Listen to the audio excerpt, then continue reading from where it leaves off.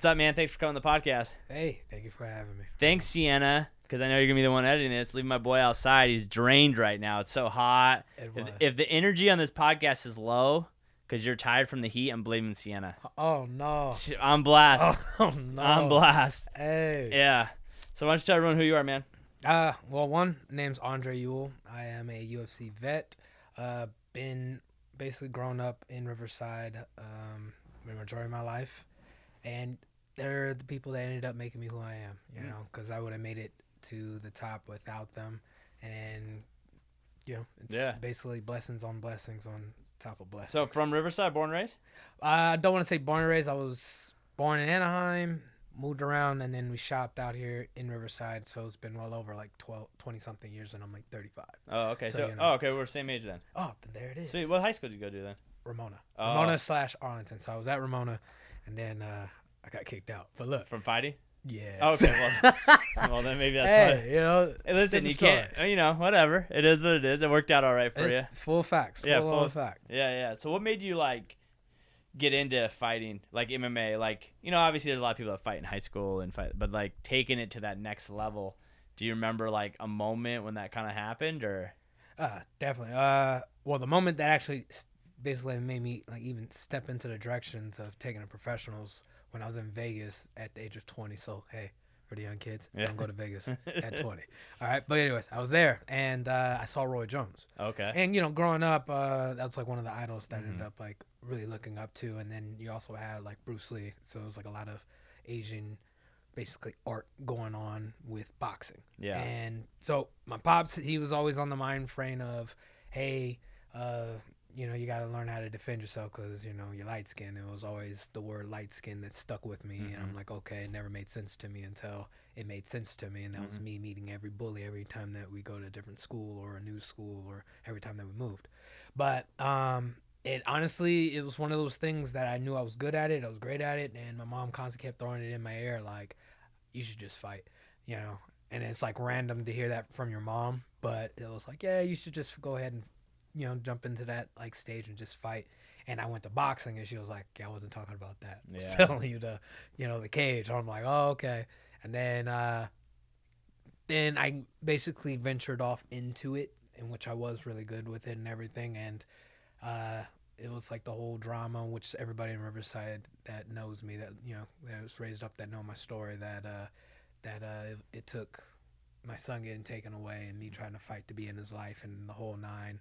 And a judge looked at me with like no value, so I had to end up figuring it out. I had to do something that I'm good at or great at, you know. So if I ever ask for anything, no one will ever, you know, look left or look right. They'll end up granting me, you know, hey, here you go, type of deal. Because me being denied anything, and especially if it involves my child, like, you know, that I'm fighting to be there and, you know, the whole nine, that right there, it really broke me down to a really low part of my life, and to the moment I actually tried to end it, you know. This show is sponsored by Resilient Real Estate Group, powered by EXP. So, you're thinking about buying and selling soon? Yes, we know you probably know a realtor, your mom's best friend's cousin's neighbor, puts her face on the local shopping cart. But you know what? Our friends at Resilient Real Estate Group have helped hundreds of thousands of people sell houses over the years, and they definitely know what they're doing based on their 5-star review on Google and Zillow. So, it doesn't matter if you're looking to buy $1 million house or a fixer-upper, make sure the next time you're thinking about buying and selling real estate, you give our friends a call over at Resilient Real Estate Group. And now we're back to the show. But everybody ended up knowing, they know that when it failed, that pushed me forward, and I told everybody in 2 years I'm going to make it to the whole UFC. You know, everybody laughed at first. Yeah. And then, you know, every fight that ended up happening, I'm building up, and more people that was so-called my friends and became not my friends, became back my friends, because they end up seeing me. Like, you know, they end up seeing, like, they know my past history of how far and what I had in my life, you know. And they know I didn't have nothing, and it was just me always pushing forward of trying to have something. So that's what took me into the whole fighting life. I think that's the hard thing about fighting. I've never fought before, but it's like you gotta have like, it's like you have to have such a big reason to want to go in a cage and fight someone. Like, yeah. You know, like it has to be like pretty epic, you know. So it's like if you have any other options or whatever, like I'd rather just go do that. Like, see, as of right now, granted that it took time for it to develop to be like, oh, I'll actually do this. It'll be snowboarding. Like Yeah. people don't end up understanding like that's because granted, as in the whole story when it was going up, and then my whole reason the even fight was just to be back in my boy's life. Mm-hmm. That kind of got taken away and really robbed in a degree that it shouldn't even happen, and it happened. So when that happened, I'm still fighting, but there was a missing piece in me, and I didn't know. I didn't know what it was. I was just out there fighting. Like, I'll have a good, strong first round, and then mentally it start to crash. And I'm in shape. I'm in really good shape. I have, my cousin's like my conditioning coach. He knows, hey, we're doing this for this part. I shouldn't got tired. And then my brother, my motivating person that was in my head, it just never made sense. And I will have like this mental breakdown or something, and it'll be in the middle. Like the last fight that I did have with the UFC, it shouldn't even actually happen, but I took it, I had like this whole sag nerve going on, and to the moment they would have left me with a stroke, which I ended up getting a stroke. But it happened basically a month after, a day before my birthday. Which was last year, and everything was actually funny. So it happened. They go in there. He was like, "Yeah, you're just stressing. You gotta stop stressing." I'm like, "You had a mini stroke." I'm like, "Oh, okay." And so he told me to stop stressing. I had to like figure something out, and I promise you, like 4 hours later, I was like, "All right, I'm going skydiving." So, and I'm afraid of heights. At the time, I was afraid of heights. Everything, it was a mental breakdown. Like, nah, I try to stay away from heights. Like, anything from jumping. So, and ended up doing it. Jumped. I promise you, when I ended up landing, it became a different person. I became a different person, and then I was like, I need something that ended up giving me that same rush, and that same rush was snowboarding. So if I take away anything, it'll be snowboarding. Granted, I'm like really talented with every other sports. Like, heck, I'm thinking about going pro, and actually not thinking, I'm going to go pro in tennis next year. I'm gonna just go out there and just go, and then people that like, which my cousins, they know I'm gonna end up winning one game and walk out of the tournament. I'm like, all right, I'm good. Yeah. What happened? I'm all right. I came here to do one thing, and it's win one game, and I'm good. Stuff like that. Nice. So it's like almost like with the moment you've gotten to the reach, it's like now it's completed. Now let's move on to the next thing. You could say that. You could definitely say that. But as I ventured the whole snowboarding, because it's like my remedy of just relaxation. Everybody that knows, it's like that for me. But fighting, it's my life. It's one of those things, because growing up as always being me fighting to get something, to me to have something, just to be able to hold it and say it's mine, So this fighting career, it's something that I end up doing. Like, I have a bare knuckle fight on August 10th. So that's for a title, and that's in Florida, which is going to end up being awesome with the BYB company. And just got done finishing a boxing league with Team Combat League, which the Mega Brawl is getting ready to happen also next month. So I'm like stacked with a lot of art. I always say violence to art, art to violence. So you're more of a stand-up guy then? Striker? Oh yeah, definitely striker. Granted, I am a purple belt in Jits, and I probably should be a higher ranked up on it, but I just don't jump in the whole gi thing. And you don't like going and doing all that stuff. See, at first I loved it, and this is when I was at Riverside Academy and everything, right? And I was over there, and gi was life. I promise you, gi was one of those things. Like, if you ask me, I always break it down and say, yeah, you should do gi, because it gives you the base to let you understand it. And when you go to no gi, you kind of get the understanding from the gate to be to the finish. Carlson Gracie. So Sean, was one Sean up in Mission Grove. Yeah, there you go. I've had Sean on here.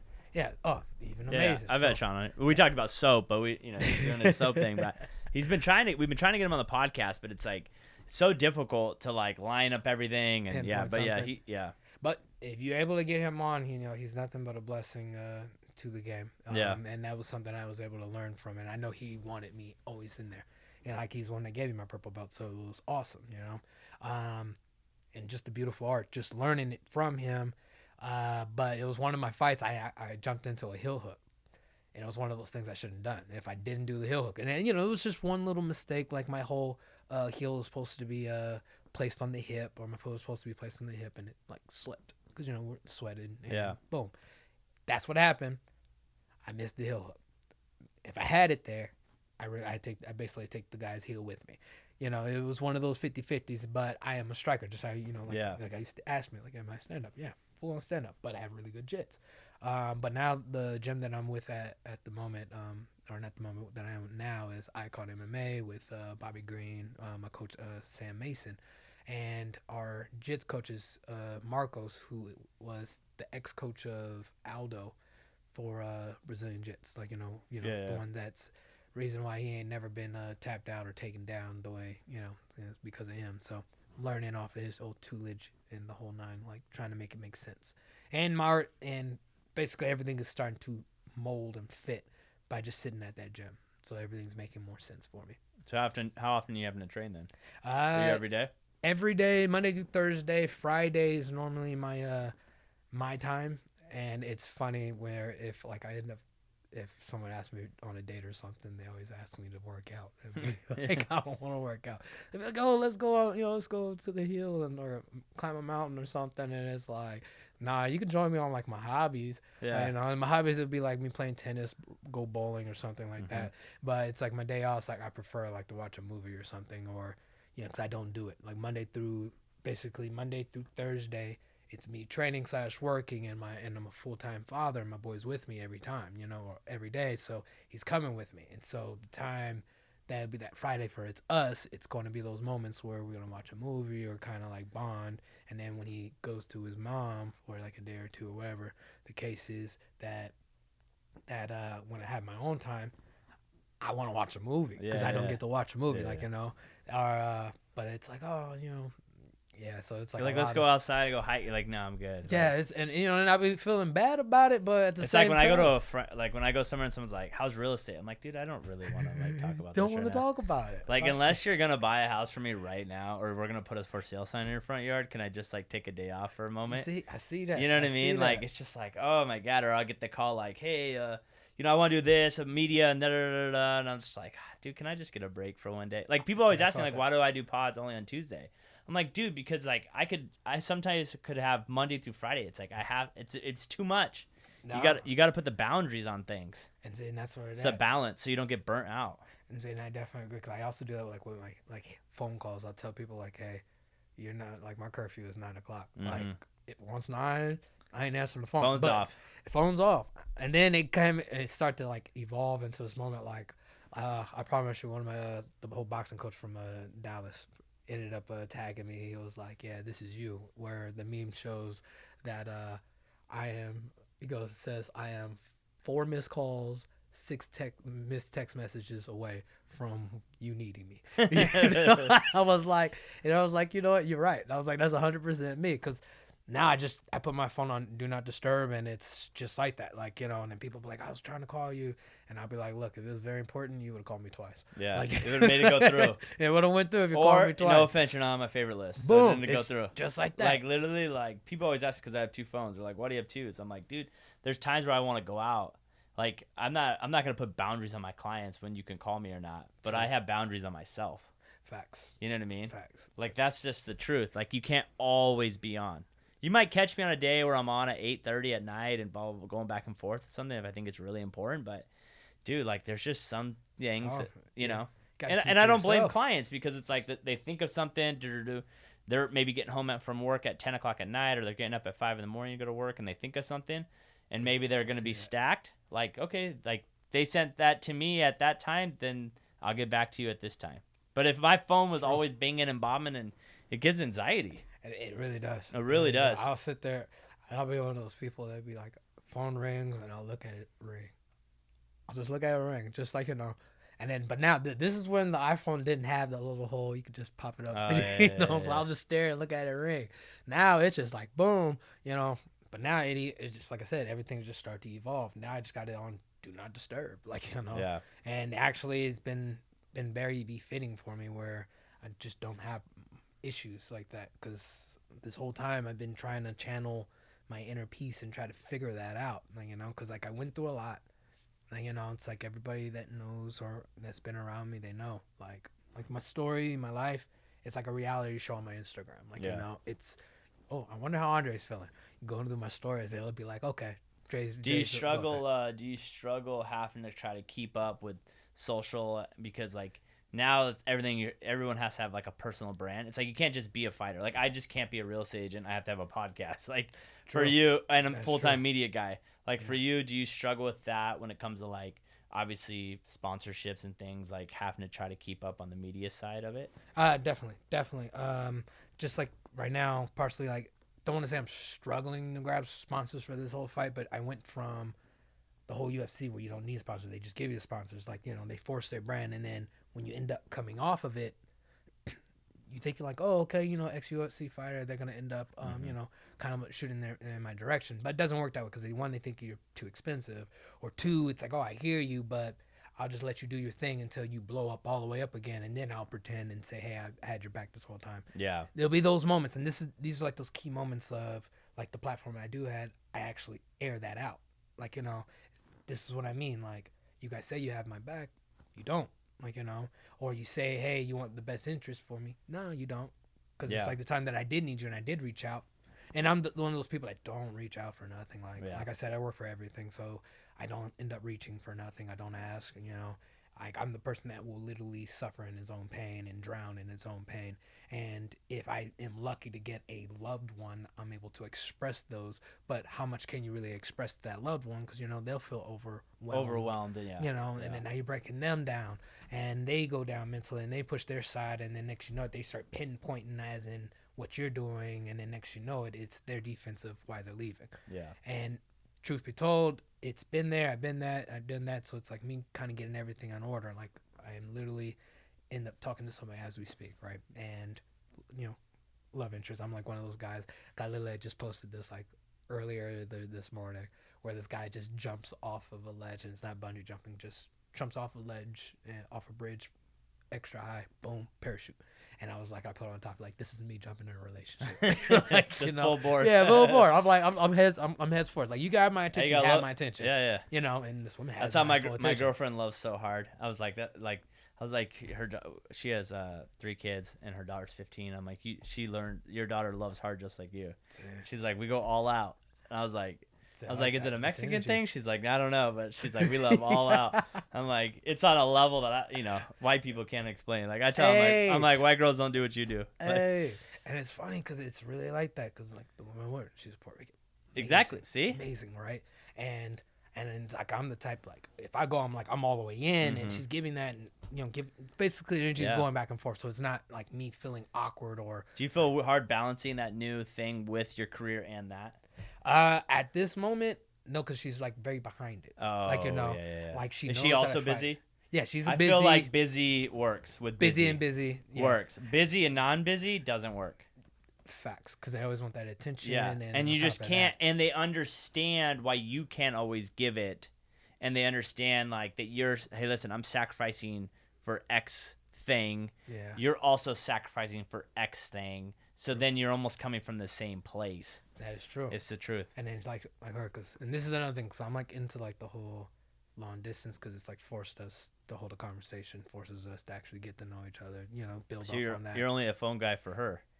No, at first, You're only a call guy for her. Hey, so anyone facts. who he doesn't pick up, he's on the phone with her. That facts. There you go. It's like I'm an anti-text guy. I hate texting anything else. I will not text. See, and that is. Are you a funny text like guy? that. I'm not a text No, person. I am not. People text, I call immediately, and they're like, I knew you were going to call. I'm like, unless it is yes, no, I'm going to be late, what's your ETA? Yeah. Or you're giving me an address or a food order. Outside of that, I'm calling you. It's like, and see, I feel that energy. I promise you, I'm like literally the same. I'm like, for me, especially when it comes into those moments where the conversation gets really deep. You gotta go deep phone. question. I gotta call. You got to call. Because me sitting there, it's like, and then if you get a person that's like due on time, like, okay, hey, your text message is taking too long. Yeah. Because I'm taking a long time to think before and I'm like, hey, all right. No, I don't think that goes. Delete. Like, Can I just send a meme or yeah, something? Like I send an like, emoji? this is how I feel. Like, But yeah, so I'm So like, where does phone she call. live? Connecticut. Oh, okay. So it's like far. And the funny thing is the team combat sport that I was in, all our fights was in Connecticut. So I was out there for 3 months, just out there, So that was like the whole energy, and and it's like, it's funny because she has 2 jobs. It's pretty kind of cool. And then in mine, like I'm like stuck with that, with the fighting career and everything, and then also to add, it's like, all right, I also got to do meetings and Mm-hmm. you know, kind of like show the whole face of promoting and all that. Well, other it's stuff. tough because you're promoting your fights. I mean, that's why, like, I don't know if you pay attention to the whole, like, why Jake Paul's so big.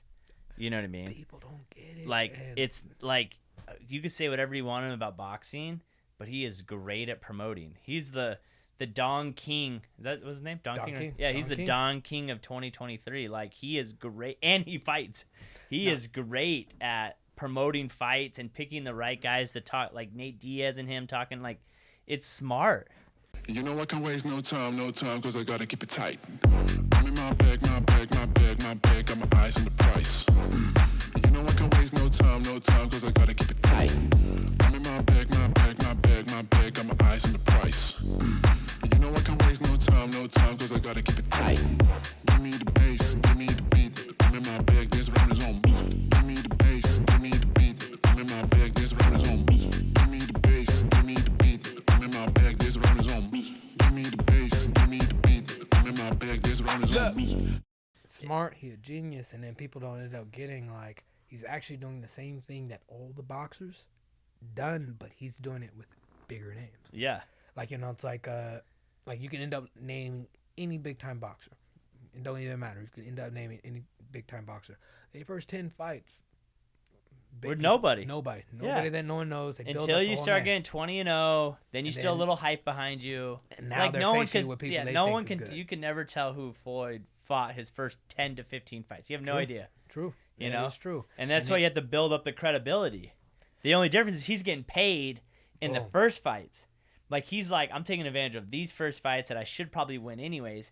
And then if he gets knocked out, he's still got the bag, so he doesn't really care. You know what I It's mean? that part right there, and then that's why, like, you know, Jake Paul always gonna end up getting points. Him and his brother, like, you know, or Jake Paul, but yeah, then you know they're gonna get points from me because the factors in how they're marketing, how they're doing it. They did it the smart way. They came in and said, "Hey, we could do this direction. We could promote it, and all we got to do is fight this person." Yeah. Boom, they did it.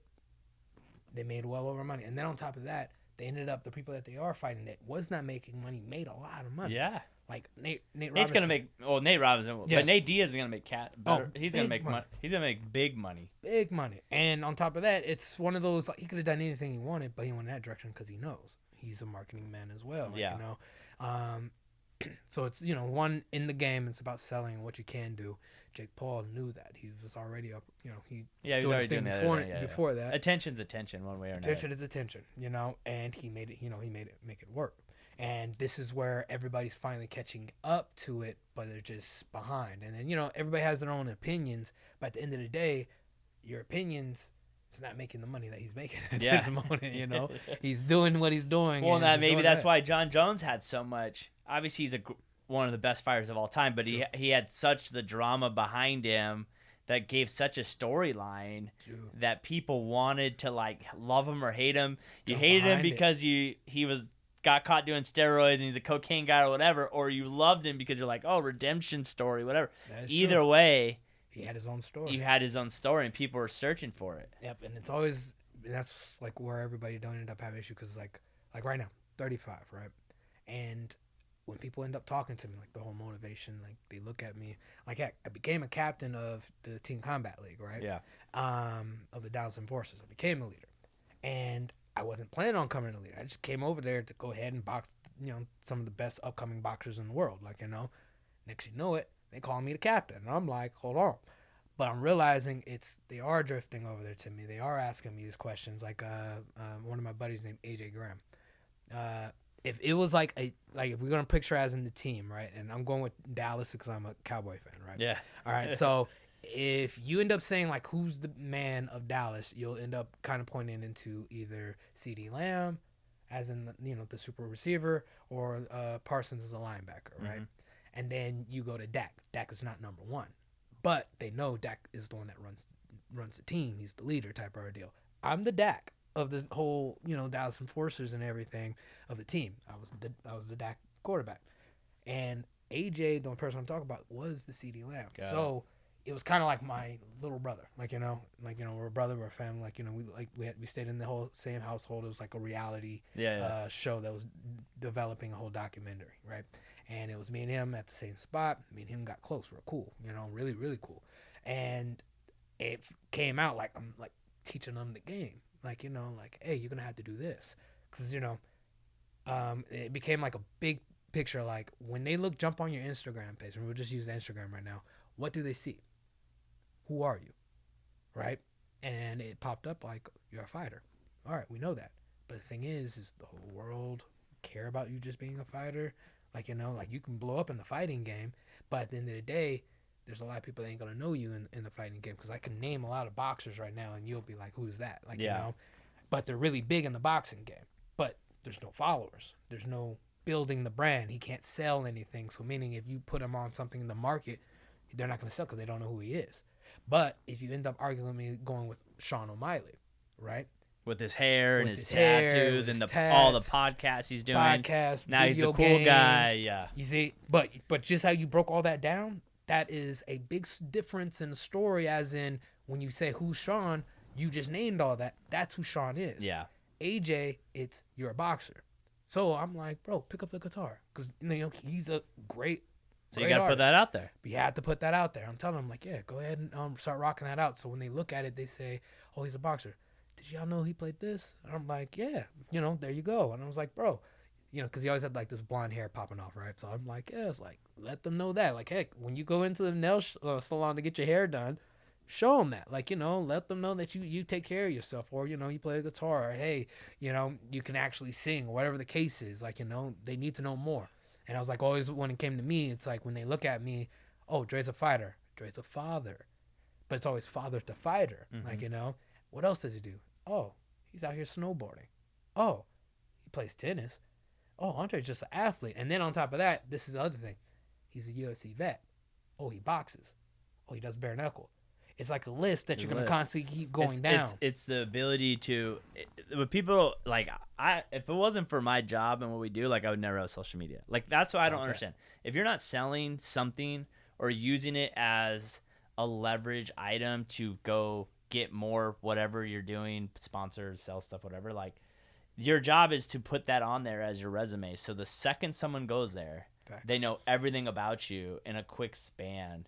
Facts. And only show them the things you want you to know about them. Like outside of that, like doesn't matter, you know. And that's the thing I don't get, why people don't leverage the platform more, because, you know, it's like, cool, you're a fighter, you're a fighter, you're a fighter, you're a fighter. Who are we gonna put at the UFC? Who has the biggest following?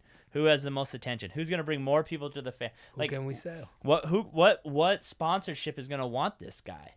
You know what I mean? And luckily, John Jones was such a great fighter. But if he wasn't such a great fighter and he started becoming a negative thing, see you later. See you later. Probably in jail. Best, as we exactly. Speak, that would be his life. And so you look up John, it's jail guy. Yeah. You know. Fought a few times in the UFC, got in trouble, blah, blah, blah. And that's the thing that people, it's so much harder now because you got to do so much more to just stay face plus train plus, like, I don't think people understand that it's how much harder it is now to stand up in anything. Because you got to be a great fighter. Facts. You got to be a great fighter, and then now, you know, before it's just like mostly boxing, but now it's like MMA. So then it's like fighting. Then you got jiu-jitsu. Then you maybe have to learn how to wrestle a little bit. That is true. Then you got to be doing podcasts. Then you got to be putting out content. Then you got to, you know, like, and it's always the content part, because like people don't get that part of how much. Cause like, all right, let me say. So at the gym right now, right, we have all killers, right? Really good, fight with the best of the best, hands down. And I'm going to use two people right now, because there is a dude named Tony Cortez, right? Amazing fighter when it comes to it, came from a rough patch, but he's a star. And then with my boy Eli, also rough patch, he is also a star.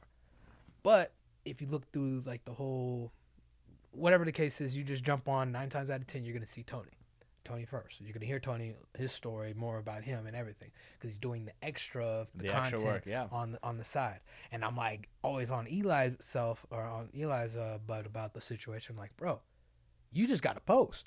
Like, your fights are just as amazing as his. Like, you know, it's just the thing about yours is you just don't post. They don't know nothing. I was like, heck, you fought the same day. Like, he literally fought the same day as Tony. So Eli and Tony fought on the same day. It's on American Combate, right? They fought on the same day. We only see Tony's, right?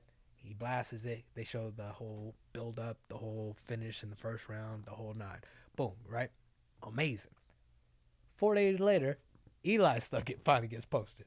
And I don't see the post until I get back from Dallas inside the gym, and I'm looking at it, and I'm like, bro, why haven't you posted about your fight? Like, you know, Yeah. I was like, I can't, you know, because I'm the type that, like, hey, my team does good, and I'll go ahead and post it, Yeah. you know, boom, right? And I was like, yeah, you gave me nothing. I kind of ended up posting anything, and you're doing amazing, but we don't know you're doing amazing. You had a first round finish and everything like that, but we don't know about it because, you know, you didn't post it. And he was like, yeah, you know, they took a long time to give me my stuff. And I was like, I get it, but that's why you got to have someone else holding the phone Yeah. to go ahead and record it. Boom. And I know you had that. So it was like one of those things where it's content when it ends up being the thing when it comes to your fighting. You got to be able to sell it. You got to be able to push it. You know, you got to be able to say, what do you do? This is what I do. Hey, let me go ahead and talk about my fights. Let me go ahead and say how things are flowing on my direction. You know, like how else are you going to get anybody to say, hey, I want to sponsor you? Like, you know, at the end of the day, that's where it branches off. Like right now, Molly could literally walk in, everybody will be quiet and say, hey, what can we help you with? That's the mindset that it needs to be. And that's where my head was at 2 years before I made it to the UFC.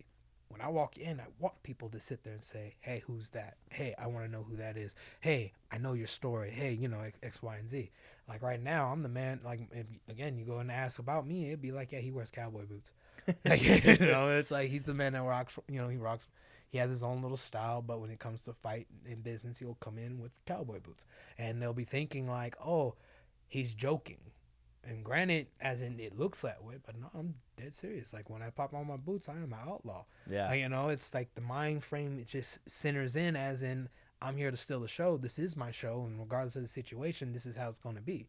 Like, you know, and that's always how it's always been when about my fighting or when I post a funny clip or anything or me jumping into snowboarding. I want to be the highlight of what's going on, you know. And then if I'm not, it's cool. Well, and then you're all just one post away from getting big. You know, Bad boy. that's the big thing. I always tell people, like, dude, you're one post away from your life changing forever.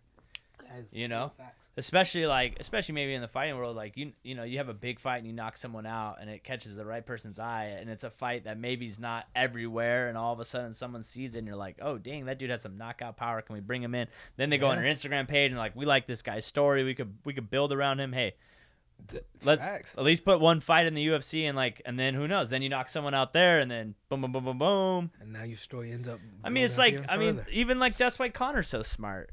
Connor's a good genius. fighter, but he's not the best there ever was. But he's entertaining. It's WWE, but real. Like that's what it is. You know what I mean? That's all UFC fighting is. It's WWE, but it's people actually get knocked out like on purpose. Like it is funny too because I always like I end up entertaining that part because you know it's like it really is. That's what Dana's doing. Dana's like, okay, who fights do I match up that the fans want to see that causes some issues? Like it's why I don't think that's why like Connor Nate 3 never happened because I think people were kind of like, it's over. It's over. So why put that fight together? There's nothing there. And then on top of that, it's like we have a bigger name piece out there, and you know, and it was that Khabib. Yeah, it was versus, Khabib. Conor, so that was that, and then it came from after Khabib retired and everything. Now it became Conor versus Poirier. Yeah, like you know, I'll be more interested in that fight because you know, like hands down, him versus Nate Diaz, right? Even though Diaz has the finish, you know, and it's spectacular, but if you look at it, Conor has more rounds. Yeah. No matter how you look at it, like you know, he had the more winning rounds than Diaz, and on top of that, more knockdowns. So in reality, like how you said, it's already sold. It's already done. You know, it's like what would be the third? It'll be the same thing. Either y'all gonna give it to Conor for the or you know, more rounds to win, but it's always gonna highlight that Diaz tapped him. Yeah, like, and I don't even know if Khabib stayed around. I don't even know if they would do a Conor Khabib again because it's like the drama of the first one. Because he's like, well, it's already, you know, he talked crap. Khabib took him out very, very easily. He did, but argument's sake, that was the best. Or I'm not saying the best, but it was one like he ended up handling that fight pretty well. And at the same time, if we had a healthier foot, Conor, or hear me out. Here's this part because I've always ended up saying this. If he would have had a tune-up fight, we would have had a different fight. because he went straight from the whole Floyd Mayweather thing that. straight into that. If he had a tune-up fight, we would have had a different. But here's the Conor. question: is he too big to have a tune-up fight? Oh no, that's 100%. That's 100%. That's the worst part about it. He's too big. He to- even said that. He's too big to have like him versus so and so. True. It's True. almost like he should have just gone to the UFC place in Vegas and just done it with no one around and just. Or put a just bit- retired. or Or just, hey man, I made enough money. I'm good. Well, I know that. Like that's I'm all right. that would probably be hard too. Like you're so low, you're so rich. Like how do you That is true. get back in there and do it? I don't know if he is he gonna fight or no. Oh no, he's supposed to. Granted, they're sitting there, like most people end up branching off, like he's prolonging the situation so he can get whatever is in the system out. But he is whatever gonna, drugs he's on. I There mean, you he's go. huge now. bro, Oh my big. God. But actually, funny thing is, he's actually he's cutting. He's The just dude's actually he's starting very to cut. puffy. He's for Yeah. sure holding a lot of water weight. And then here's the funny thing too, right? So they're like, yeah, it doesn't even look like Conor. Look how big he is and all that other stuff, right?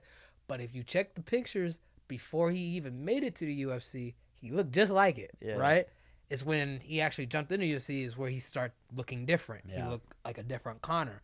But now it's his, since he got out and he broke his foot, or the Yeah. whole heel and everything, and they're rebuilding it, he's like awkwardly bulking up and he looks like the Conor before he even jumped in there. So everybody is just, he's off of the juice or he's off of this. Look at this. You can't tell me that he's not off of that. But in reality, it's like, I'm not saying that he is or not. All I'm saying is that Conor looks like he did before he Here's started. my thing. He's just eating good. He's just really good. like he's eating really good. He's Well, having the best. Yeah, the best. he's eating the best of the best, dude. You know what I mean? Yeah, and And that's two, the you're part. just your body's also you're also not killing it 6 days a week in the gym, burning tons of calories. So Tons. I mean, there's photos of Khabib out right now that he's he's gotten really fat because he's just not training anymore. Yeah, ain't no point. Do you ever think Ain't about wrestling opening your own bears. gym? So I thought about that, and it most likely will end up happening in probably like a year or so. Yeah. Yeah, a year or so. Do you But enjoy training that? Do you enjoy mentoring and training guys? that? I do, because right now, like at Carlson Gracie, like they had a few of the fighters, which one of them is Eric, my boy Eric. He's over there, but before I ended up leaving, that was the one that I kind of took from like the whole bottom, built him up. He's like he's a gladiator champ 2 times, so he's actually defended killing people. He's like 5-0 or 6-0 at this moment. Like he's a star, and it's argument's sake, like none of them even like took a look. They didn't want to look in his direction, Yeah. but I ended up picking somebody, and You he picked came him. in. Yeah. It's one of those because like it started from Planet Fitness, and then it was kind of like, hey, gotta jump in, Joe. I'm like, yeah, come on, I'm at this gym, da da da. So you start popping, working with them.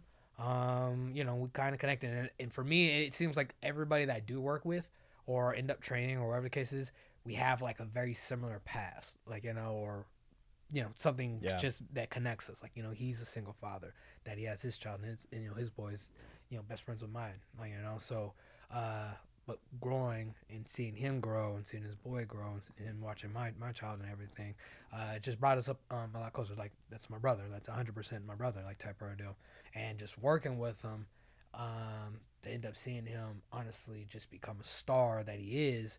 Because, like, nothing wrong with, like, the ladies and everything. Yeah. But, yeah, it's ladies' situations, like, they broke them type of deal. Mhm. And I had to, like, mentor that situation. Because I also went through the whole Yeah. heartbreak and stuff like that. But super all-star, and he's the reason. If he will be like my reason of I love coaching, because I ended up seeing something from nothing to something, Yeah, that progression. and Yeah. it's amazing, like 100%. And then I'm over here training my boy.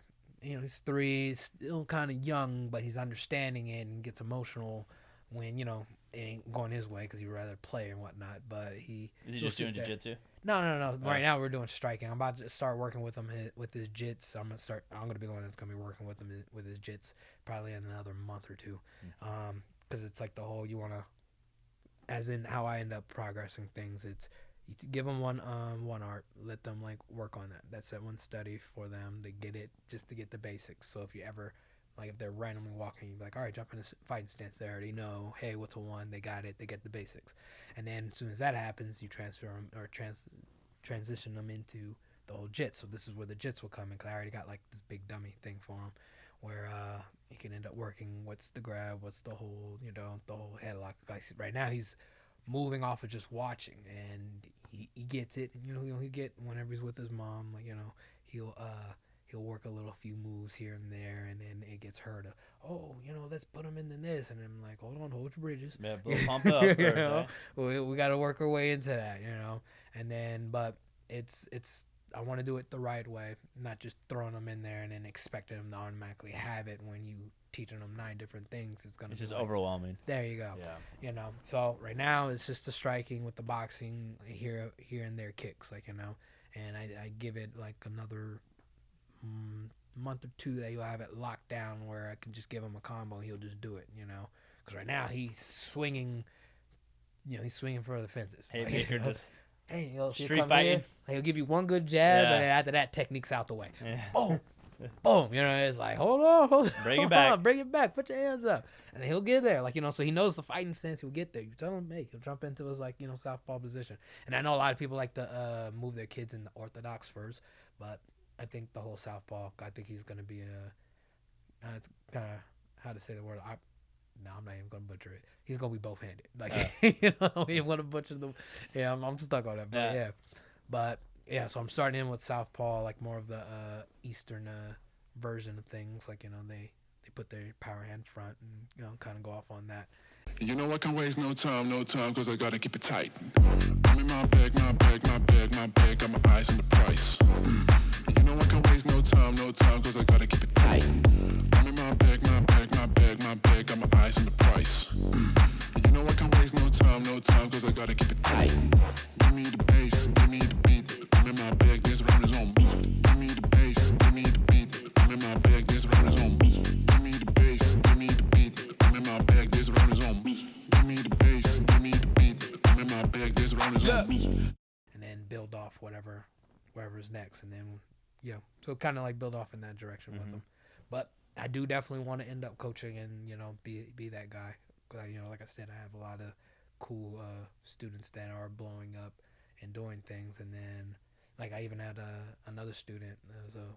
Her name is Patricia. Granted, she had to move pretty far. She works at Fitness 19 and everything, but she had to move far. She's amazing. Worked with her about the same time as Eric. And their mindset wasn't on, I want to fight. And next you know it, she's in the competitions. She was competing, doing great, really. And then came down to this moment where it's in sparring. And, you give them their encouragement and let them know, hey, Patricia, you're actually really good. Nah, you're just saying that. And I'm like, nah. I'm one of those, very blunt people. If you're trash, I'll tell you trash. I'll be like, you're trash, but guess what? We're going to work on it. And then they'll be like, okay, all right. Because, that was the same thing on with Eric. He's like, what you think? Boom, boom, boom. I was like, everything was good until you got the air. And this is the part that'll get you knocked out. So it becomes you trash. We got to fix that. We fix it, boom, we can make progress. And they end up fixing it and clean it up. And now it's all right, you're amazing now. And that was the same thing with Patricia. We got to do this, this, and this. And you got it. And so her mindset, she was scaling her progression with her fighting or sparring with guys. And there'll be dudes 180. And, and these are the same dudes that I'm moving with, and I'm cracking them, and they're still walking forward. So she'll go with them and see that she's cracking them, but she doesn't know that she's cracking them. They're just walking forward. But it's I'm doing the same thing. You got nothing to worry about. And on top of that, you're a $120. Yeah. And, it's you're going 180. That's a big thing. It's a big, big, big difference, So it's you're good. Now you take that person and they bring about your sides. You're really rocking them. You're really doing things. So, this is why we put you in the competitions, and you're doing amazing. You do amazing things. So she was a star. And then, and it was my other boy, Cody and Casey. These are my snowboarding, traveling buddies. This is actually, I went to the skydiving with.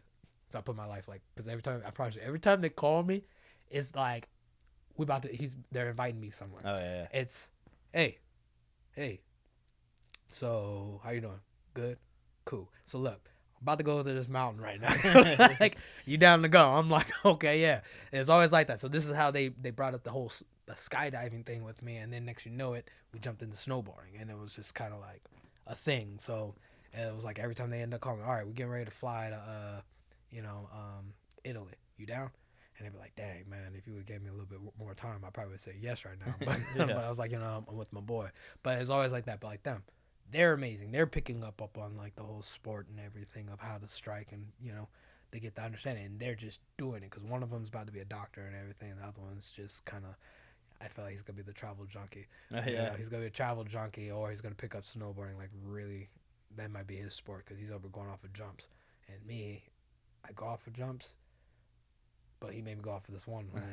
It was a bad whammy on that one. Yeah.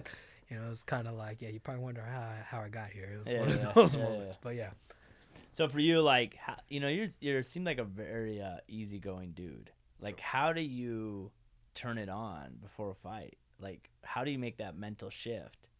it's the boots, man. Really? I'm trying to tell you. Like, no, it's literally Because like you're like that would be, you know, like some people are just like some people you're like, okay, I can see why they're a fighter. Like they're always pissed off, they're a jerk, whatever.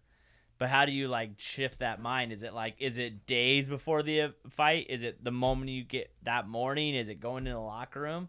Nah, it's put like this. Have you ever there's this one scene that it was with Hulk, I forgot, it was like one of the Avengers movies, and they were like they asked him like, how do you do it, or you know, or something. It was into a little moment where he was like, I'm always, he was like, the one secret of me is this, I'm always mad. Yeah. And you know, it's like that. It's just that he's learning how to contain it, control it, you know, that whole thing. Like I went through a lot. And it's one of those things that I was broken. I was broken into. Do you feel many like almost you need to be that way to be a good fighter?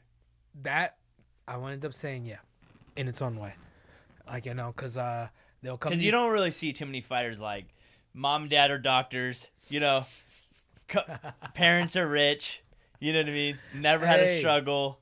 And It's like that's the separation. It's like people say no one's funny from Southern California. You got to be from like Philly or New York where it's cold and miserable. No one's you can talk funny. about No your one's problems. funny from Miami. Like you don't see funny people from Miami. And it's like funny how you put it, because it's actually true. It's like actually true. It's like it's stories that they can jump off on. And for me, like that's just a thing. Like I went through so much where I can end up switching it. Just I throwing can, that like, you know, switch. it's like, is it a switch? Is it a switch? And in reality, it's like, it's one of those. All right, I kind of have to get myself set for it, right? One, I'm already cutting weight, So you're already miserable. so I'm already miserable. So it's already cutting triggered. weight is the worst thing in the world. It really is. And the people that don't get it, it's like, yeah, it can end up changing. It changes like the whole mentality. And just like how you end up saying, like you have like a lot of people that doesn't know that struggle, don't know that, and their career only goes so far. Yeah. But this is where they come in, like that whole WWE / I'm gonna say WWF because that was the era The that I was original. watching Yeah, the yeah, original. yeah. So you know, with the whole WWF type of ordeal, like it was that, all right, I know that I'm not this person, but go ahead, I'm gonna go ahead and give you a character, and they practice it and they work on it, and it becomes them, their aura. Like Dwayne Johnson, people don't really call him Dwayne Johnson until you start jumping in the movies and stuff like that, right? It's The Rock. I grew up watching him. It's The Rock. He's The Rock to me. I don't even know if he goes Dwayne the Rock Johnson anymore. Is he now? I think he's slowly trying to transition just now. get rid of the Rock completely. Yeah, and see, and then it's like, if he walk Rock, I'm gonna rock the head. Yeah. I'm gonna give him like The Rock, like, you know. Granted that, you know, for everybody, they say that is my doppelganger, you know. But yeah, so hands down, it comes down to like stuff like that, like, you know, it's that persona, like, you know, that's the energy that they're gonna give you, and they've been so much carried in it, like it's, I don't know if you ever heard this like saying, and I don't know if I probably ended up making it myself, who knows, but keep lying to yourself until it becomes the truth. Yeah, Like, exactly. you know, and that was something, like, you know, for me, I had to end up lying to myself, telling myself that I'm okay, because I'm sad, I'm hurt, I'm broken. Like, you know, I had to tell myself, you're good, you're okay. Every morning that I wake up, every time I look at myself in the mirror, and, you know, in the times that I end up feeling that pain, you know, kind of take over, like, you know, that little dark side is starting to take over my little light, I have to lie to myself. And then eventually it started to become true because my boy, he makes me happy. Like, you know, so it's like I'm looking for reasons that, hey, that gives me a little shine. Like, okay, I don't want you to end up going through what I went through, so I'm gonna do what I can. Like, you know, I'm gonna be there, you know, every step of the way. Like, hey, this us working and training, that's us. That's our bond. Like, you know, and granted, I know there's gonna be some days he doesn't want to do it, so we're not gonna do it. We're gonna do something else. We're gonna go play, like, you know, or I want you to watch. This is work right now, and it's just like they're, you know, it's your schedule is 10 minutes, 10 minutes of mitts. You know, you give me 10 minutes. This is what we'll do. And, you know, I have to bribe my boy. But I give you a snack after, you do it. He gets it, you know. But that's my light, you know. But if you take that away, like, you know, like when I was in Dallas and he was with my, you know, with my family / with the mom for a bit, and until he went to Mexico on her side, and she wasn't there, you know. Yeah. So when that happened, it kind of like, it broke me even more. Like, one, I had to be away from him. Two, it's like, you know, I got to end up doing this. So now it kind of registered where I'm not going to be away from him. I'm just going to have you with me anywhere I go. So if I do jump him back in this season 2 thing of Team Combat and everything, he's coming with me. It's going to be one of those things, like, you know. But that right there, it really let me know basically about how I end up working and how I end up moving, and 2, what ends up becoming my light. And my child was my light. You take that away, you get a person that's like trying to figure out life. And that me trying to figure out, it's pain, angry, you know, I gotta push that. I can't be sad. I need someone to talk to. So it's me calling my child, and he doesn't pick up the phone. I'm like, oh, what am I doing? Like, you know, so I'm training again, like, you know, or something to distract me. So when it kind of comes into those fights, I'm already on. My mind's already on that, especially when my child's not there. It's already there. So I'm already locked in and loaded, you know.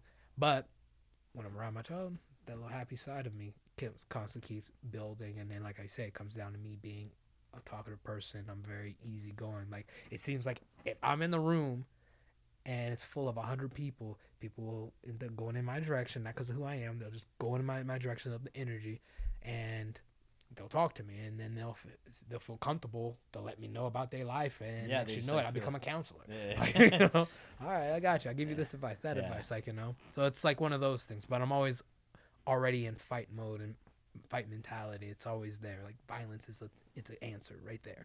It's art. So this is gonna be your first bare knuckle? Second. So what's the do you fight differently than obviously, because you're bare knuckles, so one punch, or your hands or whatever, like, do you fight differently or train differently than if you're doing a UFC fight? Truthfully told, no. Okay. And I know everybody else probably is, but for me, I'm training like I'm going into an MMA fight. I'm still working on like today, or today/yesterday. I'm supposed to be doing boxing and footwork, but I found myself doing jits. Yeah. Like, you know, I'm doing a lot of jits, and that's the training. And don't get me wrong, it's working core, working, you know, like arm resistance and stuff like that, and I'm still conditioning and stuff, you know, but that's the training that I end up doing. And to be honest, like, my fighting style has always been the same. I'm always first, quick draw, like, you know, boom, bam. That's just how it is. You see all my fights with the UFC, fights before that, I'm always going first. I'm always letting off what I have. I'm putting my heart in to these rounds. So you're trying to end them quick. End it quick. Yeah. There's no point to end up. There's no reason to go 5. Yeah, it's like, if I don't want to go 5, who wants to go 5? I got things to do. Yeah. You know, it's like, I'm getting paid if I go 1 or 5, so let's just go. It's like, and my money's not changing right now. Yeah, exactly. So, but, you know, it's like, you got the other ones that want to play it safe, and then you got the other one. But at the end of the day, bare knuckle, anything can happen. It can literally run into a headbutt, which I ended up getting a good gash like last week with my boy Bobby, which he fights this weekend. So points to him. Shout outs to Bobby Green. He has a good fight against Tony Ferguson. That's going to be a very Ferguson. Yeah, it's going to be a fun and How's interesting Tony one. doing? I haven't seen. I'm not. I hope. I'm not a big fight guy, so I hope I've been keeping up in this conversation, because I don't really watch a lot of fights, to be honest. Some people go like, "Oh, the UFC fight's on tonight." I'm like, I don't watch sports, to be honest. I got other things I got to get done. So, is Tony still? Tony's popping around lately, isn't he? Tony, look, so I'm gonna tell you right now before I jump into Tony, I am the same. All right, I don't really like, they bring it up, and I'll be like, "Who's fighting?" I have no idea. Like, people are like, "Oh, dude, you watching the UFC fight tonight?" I'm like, dude, I got like 37 other things I'm worried about right now. Like, who's watching that fight? I'm like, we're trying to get 3 projects, you know, going. Like, I don't know. I got like 3 podcasts next week. I got 3 projects going. I just want to spend some time with my girl and her kids. Like, I'm gonna try to have my own time. Like, I'm with you. to go sit and watch a fight. Like, I'm just like, if it's on, I'm at someone's house, it's on, I'll watch it. But other than that, like, I watch the highlight reel. And that's how I get. I'll be on Twitter. Oh yeah, I watched. Oh, okay. I watched the YouTube highlights. Right, I watched the YouTube highlights of the big fights. Be like, oh, okay, cool. You know what I mean? Happened. Okay. Like the Jake Paul Nate. I'll watch when it's over. You know what I mean? And I promise you, I'm literally the same way. And it's like if it's not like basically someone like my friends that are fighting. You have like, no emotional attachment I to have it. no emotional attachment. Like Bobby Green, I'm gonna watch this one. Yeah, of course. Like he fights. Jalen Turner, that's my friend, that's my buddy. I'm gonna watch him fight. Like you kind of go down the list. It's only ones that I actually, like I know you from. Like if I sit there and I know your mom, I'm watching you fight. Yeah. It's just like that because I know if I could walk up to your mom be like, "Did you watch?" And I'd be like, "Nah, I'm sorry. I feel a little guilt right there." I'll be like, so I'll go ahead and watch. I'm gonna Because watch I don't the kid. think I just don't think you have. Do you just have no emotional attachment to who wins, so it kind of takes it? It's that part. Like, Like 100%. Like before this, I was a professional umpire for 10 years, so I was just at the All-Star game because my boys were umpiring it. I didn't care about the game. I don't care about baseball. Like, it was a job I did. I umpired baseball, but my best friends were out there. Yeah, you showing support. So how do I not, like, this is once in a lifetime. They'll probably never do another one in their career. How do I not fly up and go be there for that one event? But, like, I'm like, can it be over? Like, can we get I this drank thing? enough beers and ate enough hot dogs. Can Let's we go home now? Like, can we get this over Hey. with? But it's the same feeling. It's like when people are like, how do you not watch? I'm like, I just have no, I don't care who wins or lose. And I have no interest in that. Like, And it's like, I promise you, it's that mindset that I had. It's like before I even jumped in the UFC, I didn't watch. Like my debut was against Hendon Brow, right? I didn't know who that was.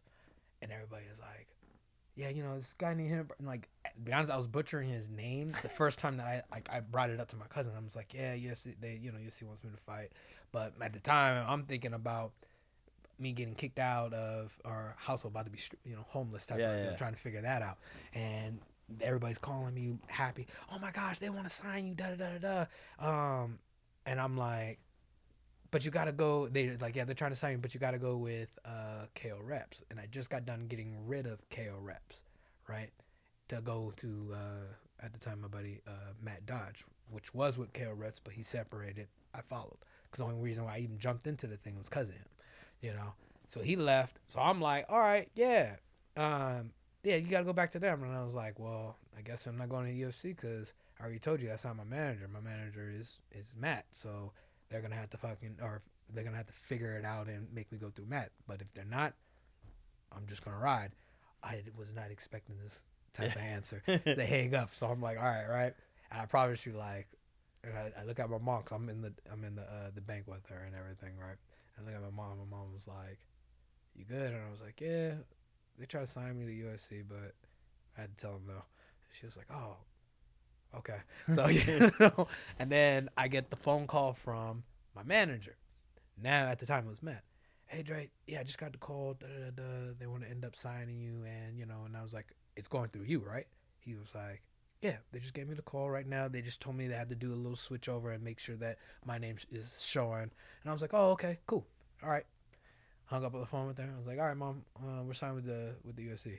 So, she's excited. I'm excited. And we're in the bank. And I'm even like, not even like emotionally like teared about it. Because like my thing is like, I said no to him. And then I said, yeah. And then I go and call my cousin. And I was like, yeah, they want me to go to Brazil to fight this dude. I was like, I promise you I was butchering his name. I was like, they want me to fight this guy named Renano. Right. And I was like, he was like, Brow. I was like, yeah, that sounds about right. Yeah, so they want me to go out there to go fight him, the whole nine. And he said, it's so crazy. I was like, what? They want you to fight a pound for pound, one of the greatest fighters in the world, and you don't even know who this person is. And I was like, oh, well, yeah, they want me to fight him. Okay. All right, I'll call you back. So, so that was me going up into the fight. So I'm not even thinking who I'm fighting. Well, because you can't get starstruck about it. Like, you're just going to fight someone. Yeah. You're not a fan. Yeah. I got to go fight this guy. I don't want to know. People say he's the best pound for pound. Like hello. He's like, I'm going to go fight the greatest. No big deal. Yeah. Right? And I think that's probably what struggles like. And when you go fight, there's no one really new coming up, but like when you went and fought, if someone was coming up fighting John Jones that didn't have a name or was the up and comer, it's like when people used to play, I don't know if you're a basketball, but like guys used to go against Jordan or Kobe. Yeah. It's like, oh, I looked up to him my whole life and now I'm playing against him. It's like, well, you better suit up. You better suit up. The difference is you ain't gonna get, they're not gonna get knocked out. So like you gotta worry about getting knocked out. You know? It's actually funny too, cause so on this auto book, right? I ended up what's it called? Let me see. It is Winning. By, from Tim S. Grover. Yeah. All right. MJ's coach. Yeah. So I ended up jumping on his story because and now this is the added reason when you were asking like what is it that helps me get into my like killer mode. I listen to that. I'm a cleaner, mindset. So I'm listening to it, and it's always like my go-to, like weeks out or a week to 2 weeks before the fight. I end up listening, and I'm hearing the stories like on how Michael was, how he used to just walk into the other team's locker room and just stare, right? Yeah. And then it's like those same people that you're just saying, like, oh my gosh, it's Michael. He's in our present. He already put what he needed to put in your eyes. Now your game's already awkward. Already done. Now you're trying to figure out. And it's like, and in my mindset, it's like, if that even happened to me, in my eyes, I'm here about to play against the best, and I'm about to end up basically proving I am better than you. It's just like one of those things. This is how I am. And that was like how Kobe was. Like when he ended up playing, it was like I didn't see Jordan like that. Like, oh, don't get me wrong, he was my star. Everybody looked at it. But my mind was, I just want to beat him. I want to be better than him. Like, when he walks up, like, again, stealing the show. That's what I was saying earlier. It's about stealing the show. That was the mind frame. Like, this BYB, competition, this fight that we're getting ready to have, right? There's some other good names, big names. But I know that mindset's out different with everybody else that's in there. And at the same time that I know that it sits out different, it's like eyes will be on me. Meaning when people go there, they're basically come to watch, oh, this is the UFC fight or UFC vet that's in here. What is he doing? And that's where it comes down where I already know that aura is already in again, or that's already on my my opponent's side. So his mindset's already, you got another pillar to automatically basically break down or another wall you got to jump over. Okay, he's this guy. Granted that I know I got to go ahead and, take his head off, and like that'd be his mindset. But it's already, I just need a split second. You give me a split second of you just thinking, oh, he's actually is this fast. Yeah. Boom, that's just enough. Like, it's called, being hesitant or whatever the case is. Like Jordan, when he plays, he ends up scaling out what's the problem with their opponents or whoever's guarding them. Oh, okay, you're weak on your left side. Kobe, same. You're weak on your right side. Okay. Do you watch film? Mine, no. No. Because at the end of the day, if I end up doing that, because, people end up partially changing. And on top of that, when you're in the heat of the moment, you're going to be looking for things, and they might not do certain things because, I'm not saying a lot can change, but it can come into this moment where those habits that do happen, I'm going to be so much stuck on that. And I don't want to be. You want to be more reactive. More reactive. I want to be me, like how I would respond. So if anybody that does watch the tape, it will be my coaches. They'll train you a different way. There you go. Got it. And so now it saves me from looking for things because I can end up seeing one thing and I'm thinking. So sorry. You're good. So yeah. So my thing is like this. I can look for arguments. Like I do watch a study and everything. So I'm looking at this like one fighter, like my anybody that in a fight, they do this Cotto jab, like Cotto jabs where his jab is not straight, but he kind of gives out this like awkward little linger line type right. It's like a what's it called, the frisbee, not the frisbee, but a boomerang. It's like a little boomerang jab, where if you ride the blade, you end up becoming on the side of them. And this is what happened like the whole Cotto versus Manny. Manny rode that blade, ended up like working the mess out of Cotto where it stopped him. This is why that was his weakness. That was his problem. He had that issue. So now I'm looking for that. So I'm going to end up responding the way that I think will automatically make sense. But at practice, I'm doing something that my coach thought made sense. So I'm thinking two different things. And then when it comes into this fight and I accidentally do the thing that I do, boom, I'm getting caught because a certain thing, or I'm doing what they're doing, boom, I get caught on something that something happened. It's just like one of those, all right, you got this job for a reason. Like my coach Sam, he has the job for a reason. Yeah. He has to put up the game plan for me. I am supposed to honestly master it. That's that whole point of even having a coach. You got to have that mindset of putting the trust into what they're doing.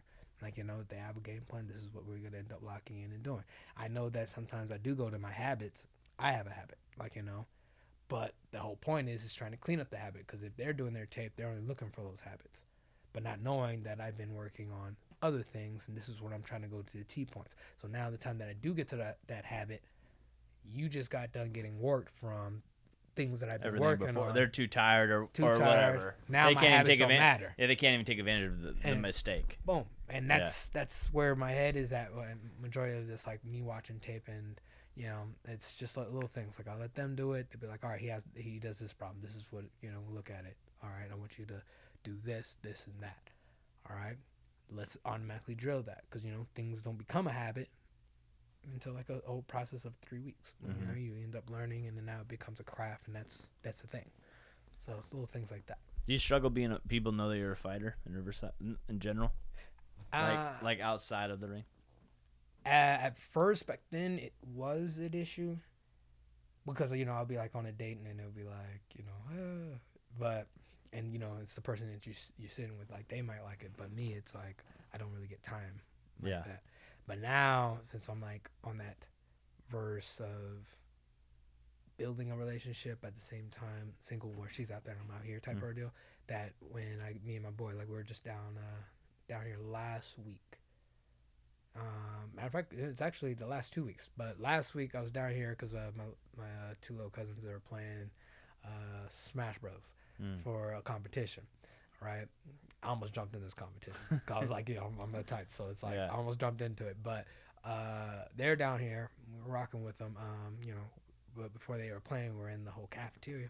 Like people stopped. Oh, you're such and such, and it was cool because my son. This is my first time my boy actually gets to Sees this. it. Yeah, and it made me feel different because my boy got to witness it. Like, oh, and it's kind of cool because my boy look at me.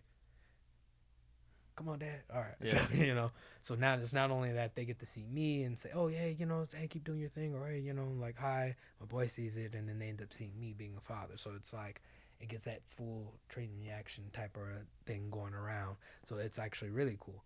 And then airports, I actually like it when it happens in the airports because it'll be just me walking, because it could be like moments where I'm like not in the best mood, because it's like, all right, you get ready to like Go fight, You're all that cutting. cutting weight, and they do it. All right, you bring a smile to my face. Thank you.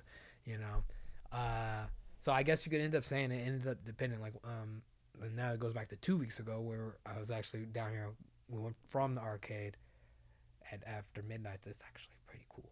I don't know if you ever went. They got these cool drinks over there. It's like I ended up trying this Yoshi thing. It was amazing. But anyways, so we went from there to clubs, and one of my buddies, like one of the security guards for like clubs, or majority of the clubs, so walked over there and he let me in. But before we got there, boom, whole like I can't believe it, man, I'm meeting you. Oh yeah. Or someone will start off, you fighting the UFC? Are you fighting the UFC, huh? Yeah, oh my gosh, can I get a pic? The whole stuff like that, and then it'll get to those moments where they'll try to get into deep conversations, and I'll be like, all right, all right, we got to cut that. Gotta go. All right, I'll see you later. Yeah.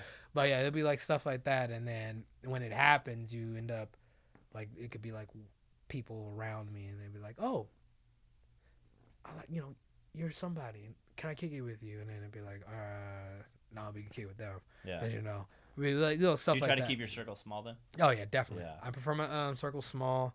Like I literally can like count how many people I actually like You're I'm like friends with? around and Yeah. friends with, or I even go out with. But if it ain't family, you do not see me out, and if you do see me out, it'll be just me and my boy type of deal. Like so it's like I basically try to scroll up my time. Like it's like. And the majority of the time, it's always me training anyways. And even when I'm off, I'm still training. And then, because like I get done fighting, we have somebody else that's in the gym fighting, or we got to end up tuning up certain things over here. And then, but I'm going to tell you this though, after August is done, I'm definitely finishing up my neck. I got finished my tattoos. Oh, yeah? I got to finish up my neck and the whole thing. And I'm already like prepped for my vacation. You gonna take a break? Oh yeah, I'm gonna take like at least a good 3 weeks. 3 weeks, Yeah. no training, no nothing. No, nothing. And I'm gonna tell them too. Do you I'm cut like, out hey. alcohol in your training? Oh yeah, everything's like brushed off. Like only thing like my alcohol, it will be soda.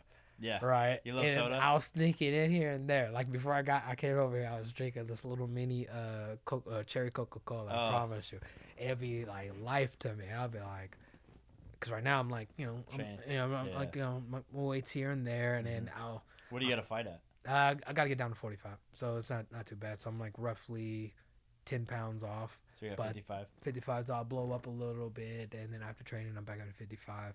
But like this week, by the end of this week, I have to kind of like start kissing at 152, like 152, 151, kind of like bounce off on that. Do you get to weigh in and then Blow back weigh in up. the day before and then fill back up? Yeah. And granted, I don't want to blow up that much because I know this dude is coming from a heavier weight, and be honest, I want to keep my speed. I'm gonna be the faster guy. Because I bet you there's a balance, right, of like speed versus pound, pound for pound versus power versus speed. Oh yeah, definitely. Like when I'm going the whole UFC thing, like Max Holloway, which is a cool cat. He'll treat you like family, like the whole nine, especially if you go out there in his hometown. So with him, he's speed. That dude will light you up, right? He'll put hands on you, and he just ends up where he could probably end up being power, but it's a lot that will take away his speed. They'll take away his style type of a deal.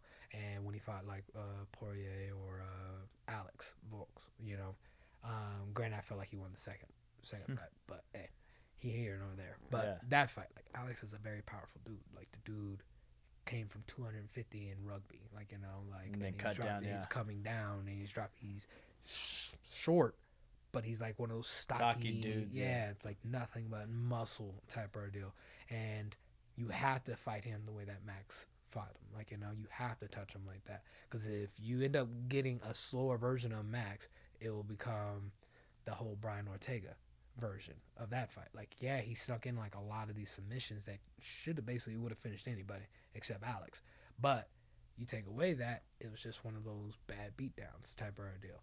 And that would have been Max if he ended up aiming for power. That's what he would have got. Like, Alex is the man right now. But you get the two different versions. Like, Brian Ortega is more the balanced, sneak in like a couple little submissions in. Max is, I'll just beat you from afar, touch you up, boom, boom, boom. Come in, come out. Come out like that whole nine. And you end up looking at both styles, which one actually worked a lot better. It was Max. Granted, like I said, argument's sake, he won.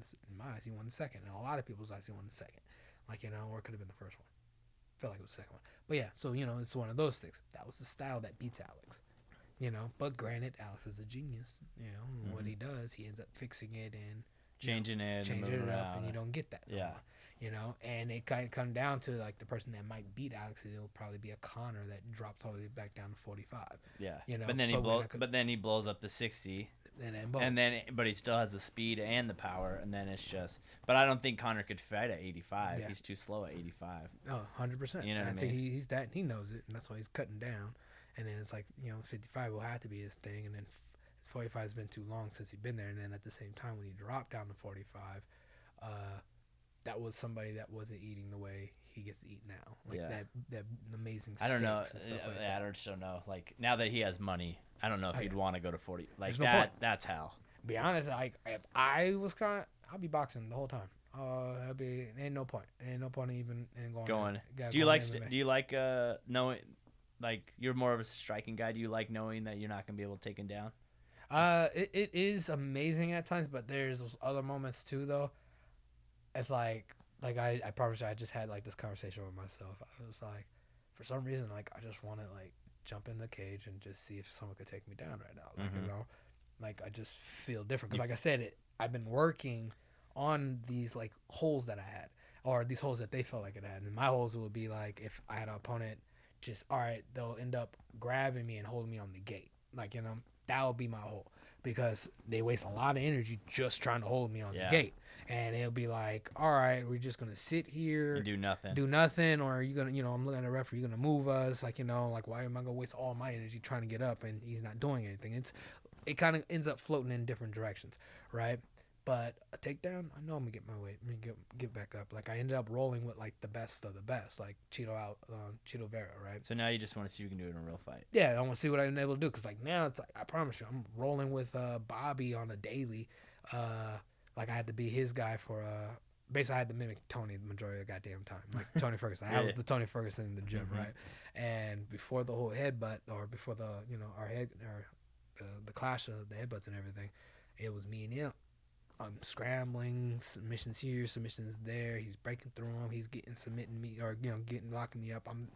It's just those moments like I am working with it, and then this is just off of Bobby. I'm not even speaking on working with my boy Tony that's on the upcoming, or my boy Eli that's on the upcoming, and then you have Marcos that's putting it all together, and he's even rolling, and then we have our coach Jay, so he's up in there breaking all this stuff down where we had to roll, and it's survival. It's like survival mode through the whole thing. So you do it so much.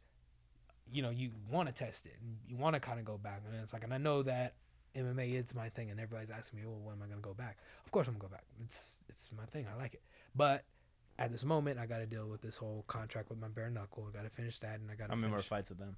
I got 2 more. So after this one, it'll be 1 more. So I got this title fight with them here, and they'll end up knocking out. And I already know they're gonna offer me to come back, and it's gonna be up for the grabs to see if I do or not. And it'll most likely be I will, especially if they keep it open. The money's right. You said, yeah, if the money's right, and they keep it open where I'm still able to do what I want, like because like right now with the whole Team Combat, like I want to jump on their season 2. Yeah. Right now, and they're sitting there talking a 6-figure deal with me.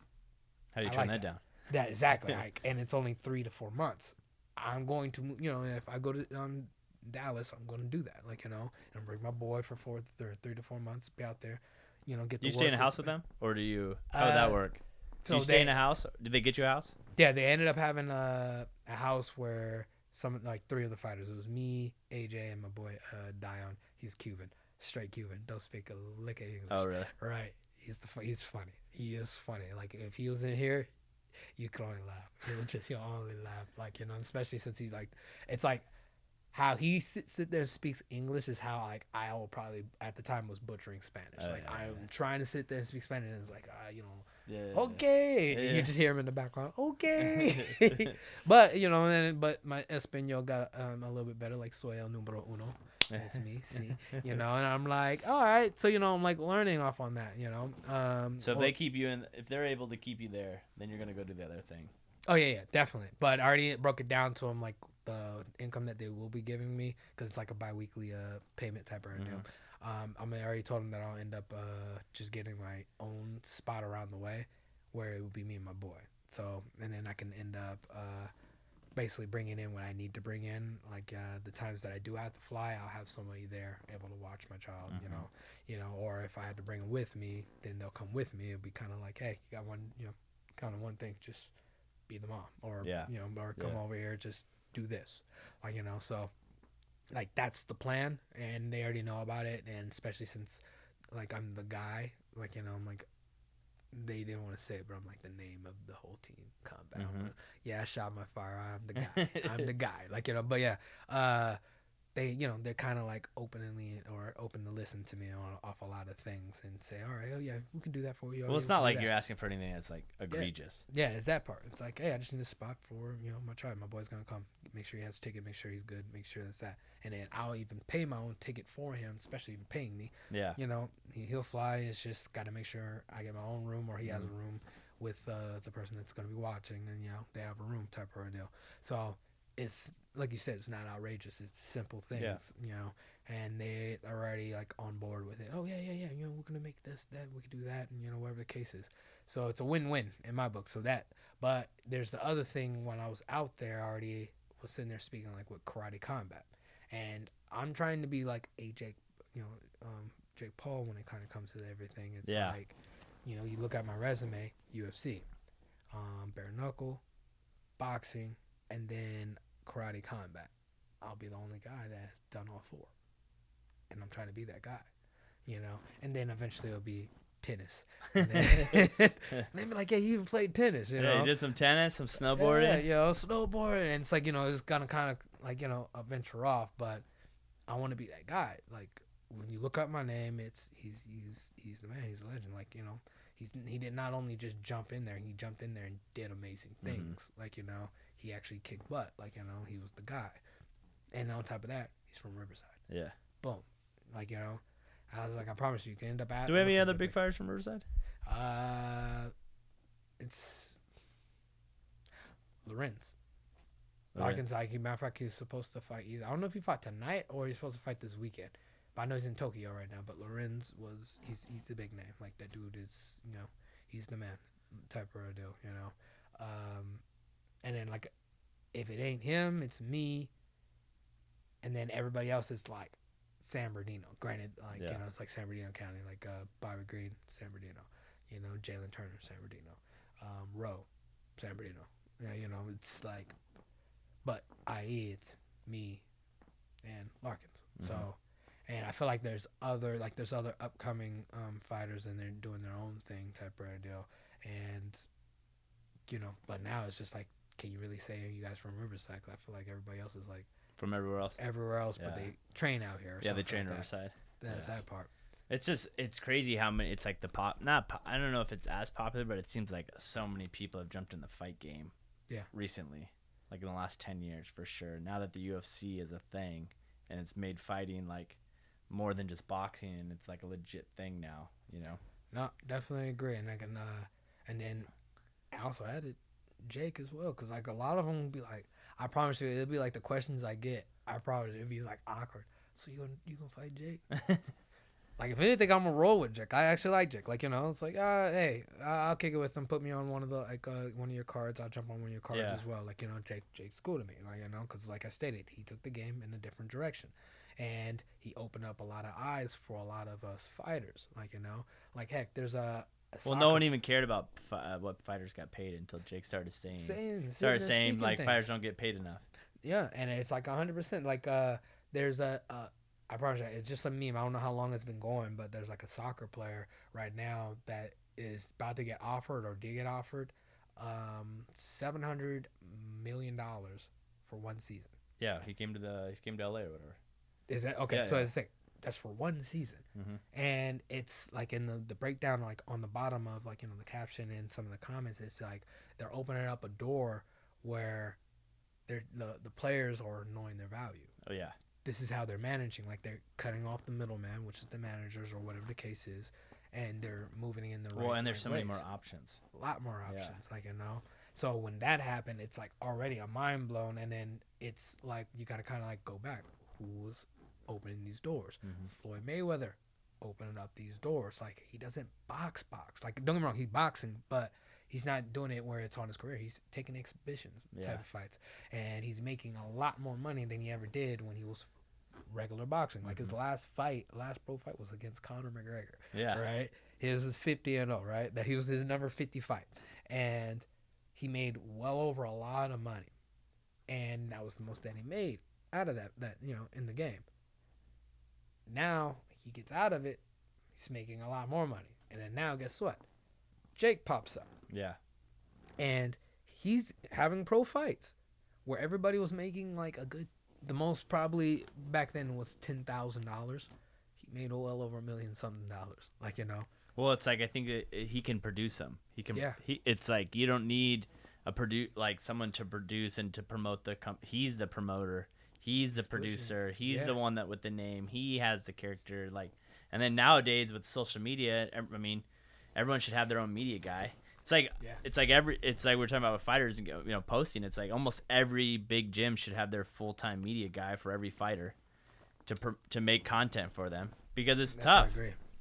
It's tough to do it all and videotape yourself and whatever, but it's like, you know, you should find, you know, almost everyone should have a guy, like, especially like the behind scenes stuff for fights and stuff, like, you know, there's no reason, like you said, there's no reason that you should be waiting for someone else to give you a clip from your fight, when you should have your own dude with his own camera already right there, getting post, during, like. And I like how you ended up saying like every gym should. Every gym, it should be the gym.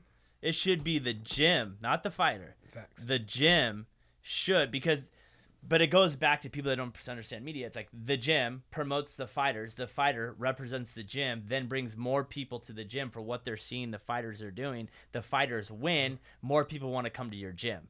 That is true. So the gym owner should be the one trying to promote the most, not the fighters.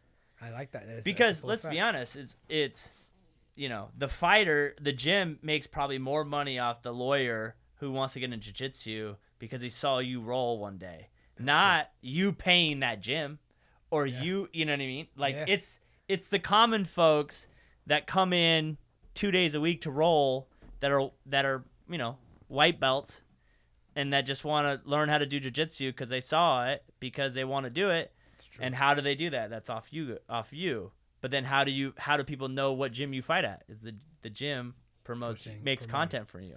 And it's funny how you end up saying, because I was having that conversation with Sam, and and this is the reason why I ended up loving stuff, because like he was like, look, I need to talk to me like I'm like a new student. I'm like, all right, I got you, because it's like, oh, you got $100K. I want you to teach me the ropes. I'm like, all right. So I'm like breaking it down to him, and it's like literally me moving in that direction with it. Like you kind of have to like do it like this. How are you gonna get people in here? Like right now, your big guy is Bobby. Bobby fights the whole nine, but they only see pictures of Bobby. Like these are those moments you got to end up basically posting one of his fights or one of his highlights or him training type of deal. But now this would be kind of like his slot, and then you have this other slot where you have the other fighters. Like one, you got myself, and then two, you have Tony and Eli that they're also making up on their way up, and then you have your amateurs. I was like, pushing us as your pros will automatically promote the mess out of your amateurs, and this is where it comes down where they have to honestly also repost whatever the heck you're posting. Yes. So now by them doing it, it becomes a chain link as in, oh, okay, hey, he's doing this. We were just saying, like, it ends up moving into the right direction where it's bringing those people in or that crowd. Now, guess what? Your business gets that traffic, and then your fighters also get that traffic. So now it comes down to those moments where one of your fighters even asks for, I want to kind of do a sponsor. Guess what? Since you did all that trafficking, everything kind of ends up moving in there. We're like, hey, we could end up doing it, especially what you're doing there. Yeah, I kind of want to end up putting my stuff in your gym because you have, like how you said, the media, like your own media of, all right, hey, these are the people that are, sponsoring or whatever the case is, like, ends up opening and almost you do a crowdfunding. Yeah. You know what I mean? You have all these people that come roll with you, and you're the professional, but you're promoting, and all these people are coming, all your amateurs, and then it's like, hey, I'm going to go do this fight. And then it's like this backing of like, we have all, because let's be honest, like there's some people, in this world that have companies that make a good amount of money that would have no problem sponsoring a fighter they get to roll with on a regular basis. That is true. That like is true. One of my good friends is a plumber, and he makes like $100,000 a month. Like they crush. Like they make tons of money. I have a buddy that is. You know what I mean? They like you would never like he owns a plumbing. They crush, but it's like, so that's I think where the mistake that people make is like. And then me and Sean actually were talking, because I've always wanted to roll, but it's like intimidating, right? If you're not in the fighting world, it's intimidating. I was like, you know what you should do? I said, we should do it with you. He goes, what's that? I go, we should do like, from the second you walk in on your first day, what to expect. Yeah. Like, what to expect in your first day. Because then it's like, you walk in, you're like, I don't know anyone. What do I do? This is awkward. And like, that current moment, people hate feeling dumb. If you could take away the unknown of like what it's like to just be brand new, and what's your first day like, and what do you wear and what do you not wear, and what time do you show up, and all these little things, and what to expect in your first week, I bet you so many more people would at least come try. Oh no, it's 100%. It's 100%. And because with Sean, because I've witnessed all of it until they like roll with me, because it's like the funniest thing. The new guy. He always puts me with him. Like, he's like, all right, Dre, you go ahead and roll him. All right, okay, I roll. And the first thing is like, all right, man, don't kill me. Right? You know? And it's like, he gonna kill you. You don't kill me. Yeah. Like, I was like, I'm more nervous than you are. Oh, I bet. Like, and well, because then it's just wildness. Yeah. You know what I mean? Like, and I get them to start laughing. So as soon as they start laughing, I was like, don't worry, man. Yeah. I'm messing with you. I was like, don't worry. I'm gonna work with you. Like, at the end of the day. Well, because it doesn't benefit you to hurt him. It's that part. And then like, at the same what, time, you whooped his ass? And then be like, all right, boom. But then you get those other guys that be like, I'm about to test them. Like, yeah. And I always come across those a lot, right? The new guy that comes in. Always the new guys, 'cause especially since they know that I fight. Like, he's the UFC fighter. I'm about to go for him, right? And they'll give me that energy. And the funny moment is I'm still rolling with them, like, because I'm like legitly like on the show. I was good. I was really good, really good. To the moment, like, oh, okay, all right, you're being aggressive. Boom. Yeah. I'm like, yeah, you don't want to do that. Boom. Yeah. Like, all right, like, see, this will be finished by, you know, I'm like talking to him, and it's like, oh, okay. And I actually became like really, really good friends with a lot of them, and it'd be like parents too, like, you know, like yeah, you know, heck. Actually, one of them supposed to take me out for dinner, like, you know, like, you know, yeah, you and the, you know, come with the family, you know, we're gonna take you out, da da da. And it's like him, like he, you know, he's like very strong, like, you know, strong bull, like one of those. All right, I'm about to go muscled, and I'm rolling with him. Like, yeah, you kind of want to relax. If you, you know, you do it this way, you're gonna get tired, and you like see you're tired, like, you know. And it's like, why are you, you know, it's one of the, you know, it's one of those moments they want to question. It's like, why are you rolling with me like that? But then it's like the other side is, thank you, like, you know, it's like that. But there's some other guys up in there. Like, I'm gonna go with my boy Drew. He's Drew Lazo. Like, he's funny, but he'll bend you into a pretzel. Yeah. Right? If you're a new person in there, he'll bend you into a pretzel. And I'll be sitting here like, man, why you doing them like that? You know.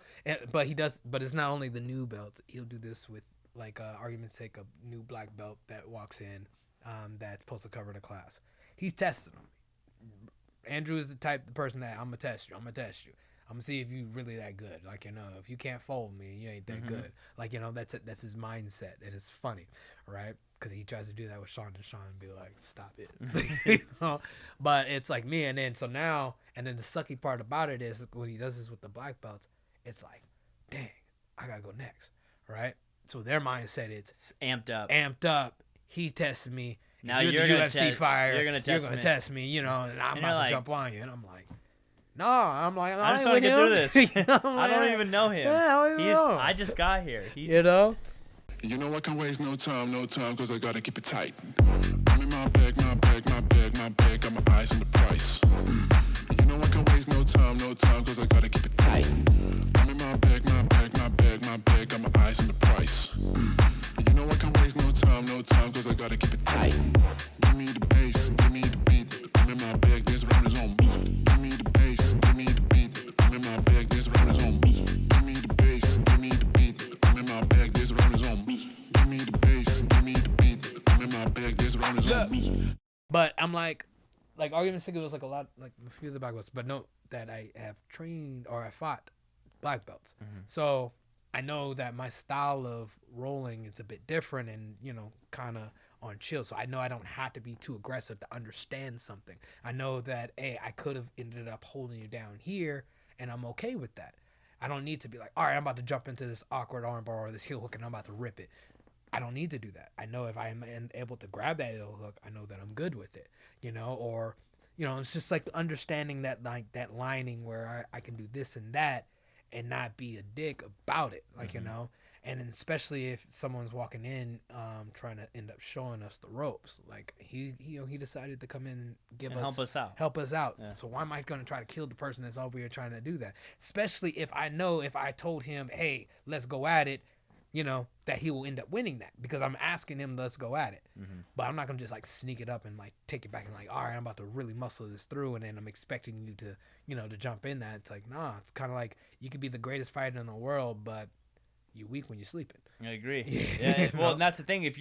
And that's probably so hard for you, is like, especially if it's someone's brand new, it's like your ability will crush them. But when it's someone really good, it's like, well, they're amped, I'm not amped, so it's like, I'm not here to fight you. Yeah, like, I'm like trying to show you the ropes. So like, what did you get out of it? We're just here to be friends. Yeah, you know, we're just here to get along, have a good time. And it's like, and I gotta end up, because every time that happens, it's like, obviously it's different, but like ours is like in business. Like, I've sold this many, and I'm like, I'm just here chilling. Like, I don't need to go arm for arm. How many deals you're doing right now? It's my day off. Like, I just want to hang, dude.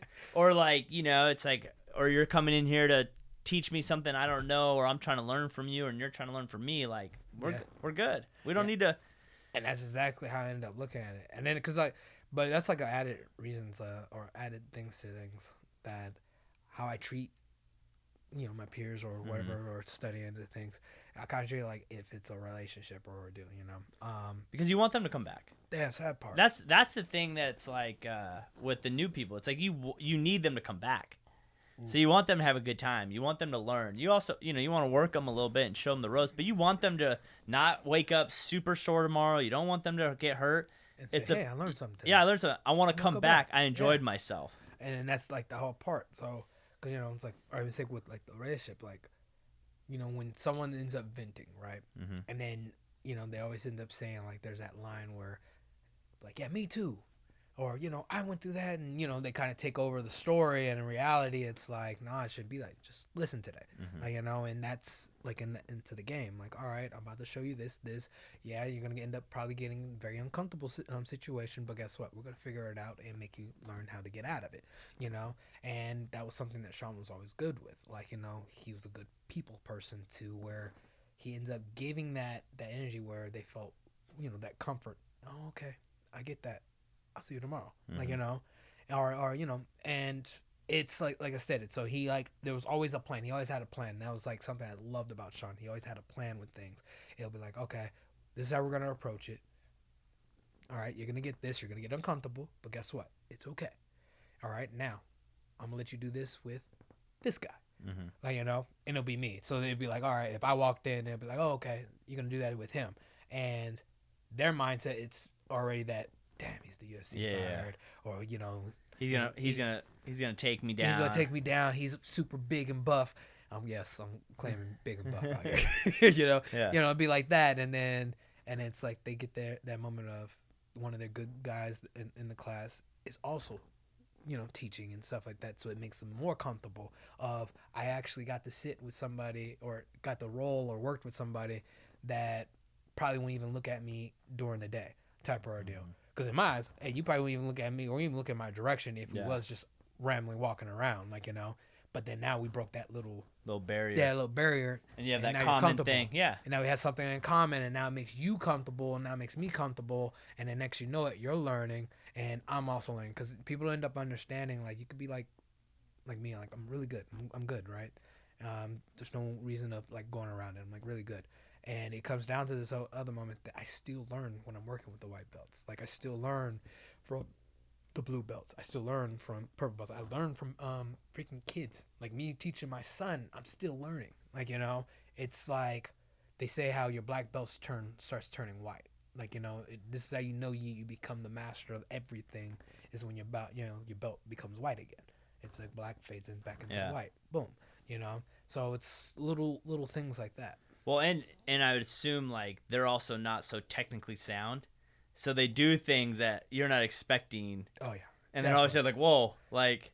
And they'd be like, oh, I see you. Yeah. Like, Yeah. And it's like I stated, and the majority would be like a lot of, like, muscled ones, because they think it's strength. Yeah, they think it's, I'm strong, I can lift, I can move you around. This, yeah. I'll just pick you up, or I'll just. And it's like, no, it's more than that, because you got to forget that there's the other side. You get tired. Yeah. And then once you get tired, then your things go out. And boom. And, this is where that technique, and this is where you end up understanding.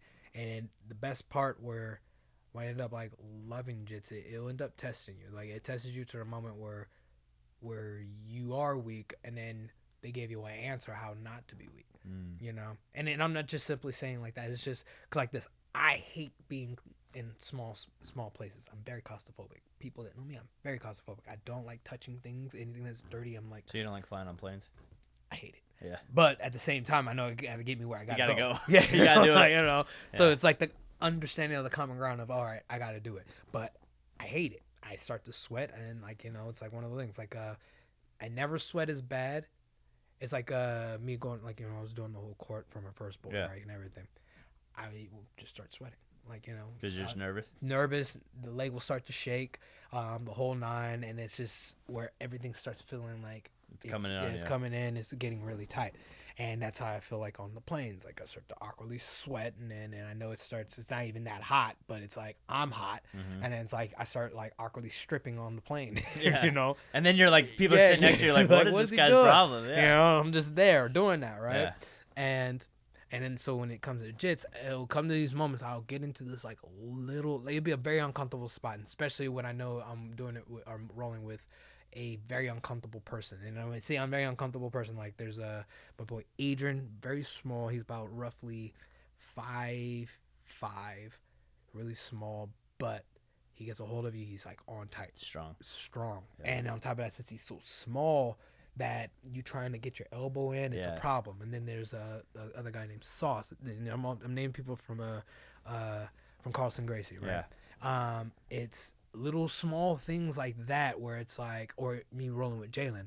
I get these moments with Bobby, Eli, and Tony. Like I'll get these little moments where it's like, dang, I don't You think feel I'm stuck? Yeah, I feel stuck. I'm not gonna get out. Like, you know, I'm like, dang, I'm like really sitting here, uncomfortable. I'm probably gonna die. Like everything is like rushes through my head. I'm like, I'm probably gonna die. I'm about to sit here, and then there'll be that moment like, oh, I could just tap. Like, you know, it literally crosses my mind, and then I'm like, as soon as it comes, I can tap, and it's like, come on, Dre, what are you doing? All right, boom, I get back up and I'm out. Like, you know, and it's like that. But I get to those moments where it's and this is that part. It's fatigue. Like, you know, that's the weakness. Like, my weakness is when I'm tired, I don't want to do anything. And then when I get there, it comes to that moment like, Dre, you're not that tired. You can literally get up. Like, you know, and then you get up and then you realize you wasn't that tired. But then you use a lot of energy getting up, and then it's like, okay, I lied to myself. I'm not actually tired. Yeah. And it's like, now I'm tired. Like, you know, but it's those little moments. And that was something like where I ended up learning like from the gym at Matt now with Marcos and with Sean at Carlson Gracie and everything, you know, that you get those moments and he opens up that door like, look, all you have to do is this. He says it so calm, like, you know, or Marcos, they say it too, they just calm. And, you know, Marcos is fucking from Brazil, like, you know, so his lingo and things is like, you just gotta wiggle out. Yeah. Like, you know, and I'm like, Marcos, you too calm for me, man. But I know I'm like, but back in my head, like, I'm trying to be like that, like, you know. And then with Sean, he talks calm, like he literally, hey guys, like, you know. It's Do you feel like in jiu-jitsu you just can't freak out? You can't. Like, you gotta stay so calm, even when someone's on top of you and grabbing you and this. Just gotta breathe. And you just gotta like settle down and slow everything down and slow it down, breathe, and then that's the part where everybody ends up coming, like, they come across like their deepest problems, or, you know, like their enemy that they see up in their head, and then it's like, cause, you know, like I'm gonna bring it into a relationship, like, you know, if you ever like you it's a bad breakup and they're like, I can't live, I'm gonna die, da da da, and then you wake up the next morning. You're like, perfect fine. Yeah. Perfect fine. Yeah. Going over eating, you know, not knowing, like, yesterday you were talking about on a rant. I'm like, oh, you know, I can't live without you and all that other stuff. And it's like that. It's like, oh, you know, I'm gonna be stuck in here. I just, you know, I'm in an uncomfortable position, and it's like, all right, so this is how you get out. That's it. Yeah, and it becomes mind blowing because it literally is it. Someone put their hand on your, like, you know, they grab your wrist, or they put their hand around your throat. Hey, you put your elbow here, boom, you're out. And it's like, really? Yeah, that was it. And it's just slowing it down, water in that moment to think of it. There it is. And not knowing, like, you're taking your fear and grabbing, basically you're putting, you know, you're getting a grasp of power. Yeah. And people, and that's one thing about, like people, like human beings, it's power. Like, you know, it's like, if you give me something where I can able to control, and I have control of something that honestly frightened me, I'm gonna take it. You know, and most people, they're gonna take it. They're gonna jump on it. Boom, motivate. You know, boom. My biggest thing is when I feel like unproductive. Not unproductive, but like it's like spinning my wheels. Yeah. There's nothing worse than me than spinning wheels. Like every day, if we're just dealing with the same problems, and if I can't fix them, it's like we're waiting on someone else to fix. I'm like, shoot me. Like, it's literally the worst for me. Like, when it's problems that I can't personally fix, and someone's asking me, and I'm asking, like, you know, I'm the middleman, and it's every day, like, hey, what's going on with this? You know, they said they're working on it. Hey, what's going on with this? Oh, they said, and like that feeling right there for me, like, that is hands down the worst space to be in for me. It drives me crazy. No, I'm definitely with it, because I end up having those, like, a lot of those moments, and I'm like, we're in the same situation. Like, it's been like 2 weeks and nothing's changed. And you're like, changed. And you're like, oh my God. Like, and it's the same problem. And it's like, it's literally like it's like Groundhog Day. And you're like, all right, when is this going to end? Like, can we get over this right now? And I probably should. It's relationship. I don't know why everything going in a relationship, but like my son's mom, like we had our problems. Like, you know, our little issues were not at the best place, or, you know, type of deal, but I'm trying to fix it. Like, you know, like, all right, here, I'm trying, like, you know, boom. You know, me very motivating. She's going to school and being very supportive. And, you know, it's kind of like you get to those moments, like how you said, you get to that moment where I'm tired of it. It's always spinning. It's just like Groundhog Day. Everything's happening. And then you kind of just start to back off. And my back off is like you clearly see I'm trying to, like, make us where we're cool. Like, you know, and I'm giving you support and all this other stuff. But every chance that you get, you turn it negative. there's gonna come a point that I'm gonna end up not allowing that, and I'm just gonna push it to the side and say I'm done talking to you. And our communication is gonna be through text, Yeah. And, Or email. Or lawyers. like lawyers and stuff Yeah. like that. We're gonna go into those directions, and where she's starting to grasp it, the whole situation, because it's like when I cut things, I'm cutting it, like Done. And at first, back then, that was like one of my issues. Like I didn't cut things that were bad. I tried to just place it in its own little category. You have to cut it out. Yeah, and I literally had to learn that. It like, sucks. I tell people that all the time. Yeah. Like, it's like when someone's going through something and they come to me and they're like, hey, you were here and then now you're here and blah. I'm like, who do you hang out with? I said, you need to cut all those people out. And they're Yeah. like, what? And I go, dude, you got to cut all those people out.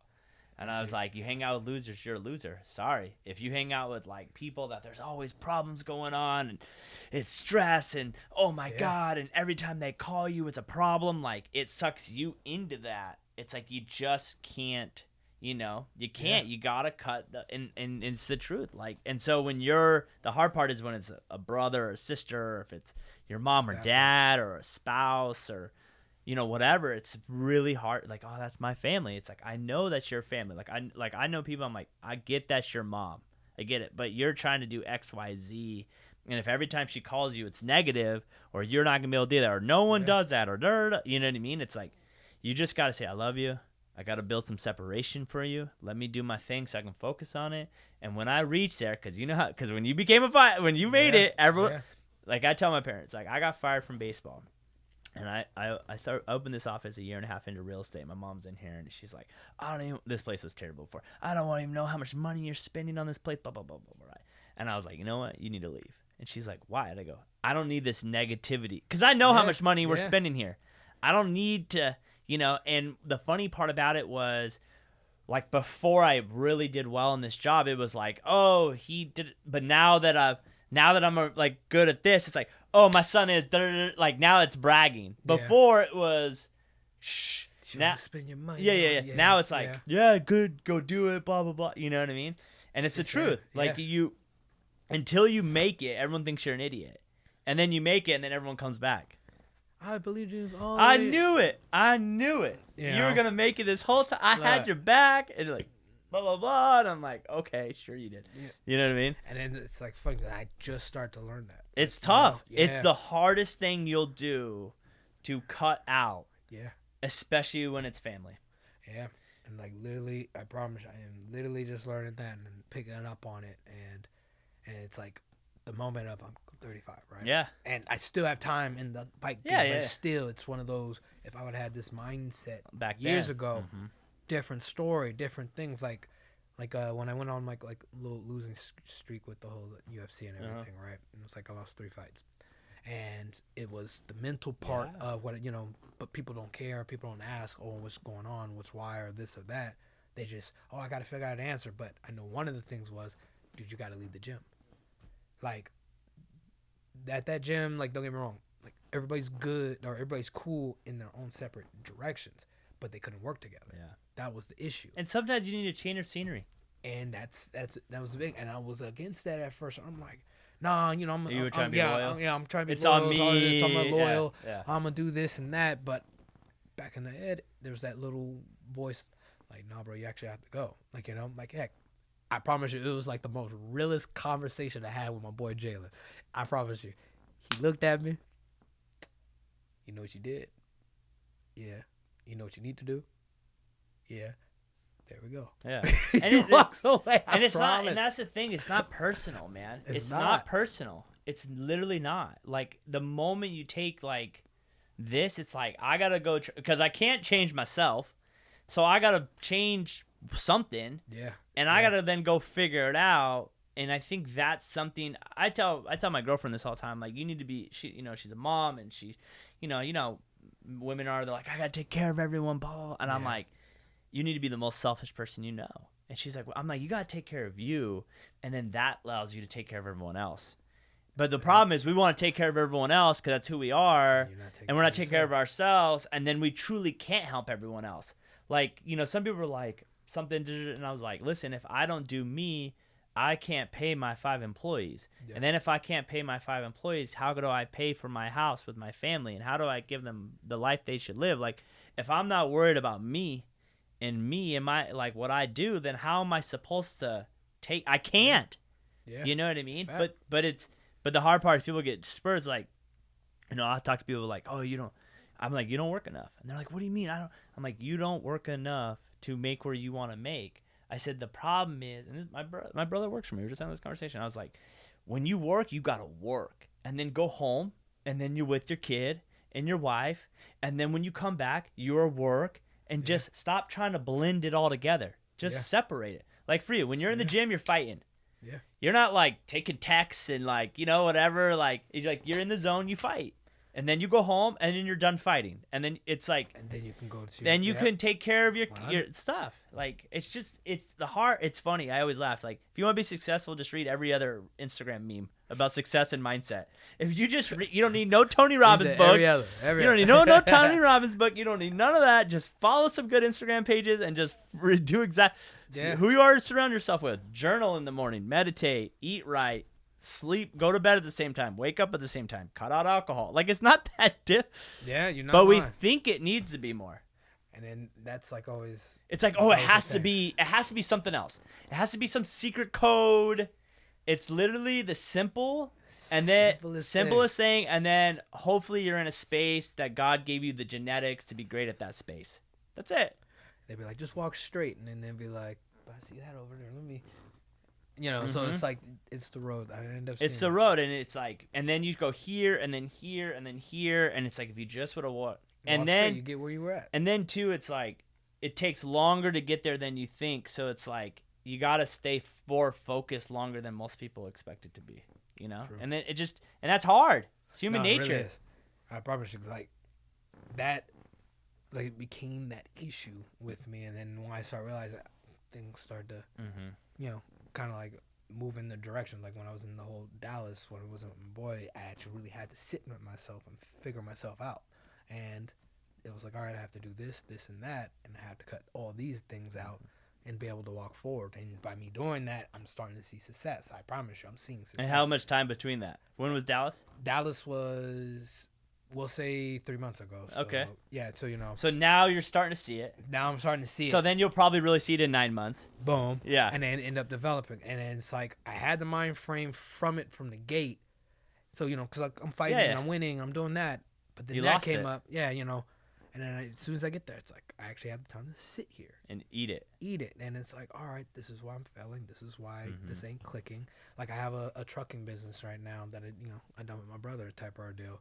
And things didn't move the The way you direction thought it it was, was. And it granted that it could, but I put everything that I had in it. So I'm thinking, all right, as soon as it gets there, we're going to start shooting up. But since we're in the hole, things are not moving. And then it kind of comes down to that moment how he's moving and I'm moving. It ain't clicking. And then now it just goes to that. I just have to back off. And then when I got there, that was what I ended up seeing. All right, I got to end up chilling.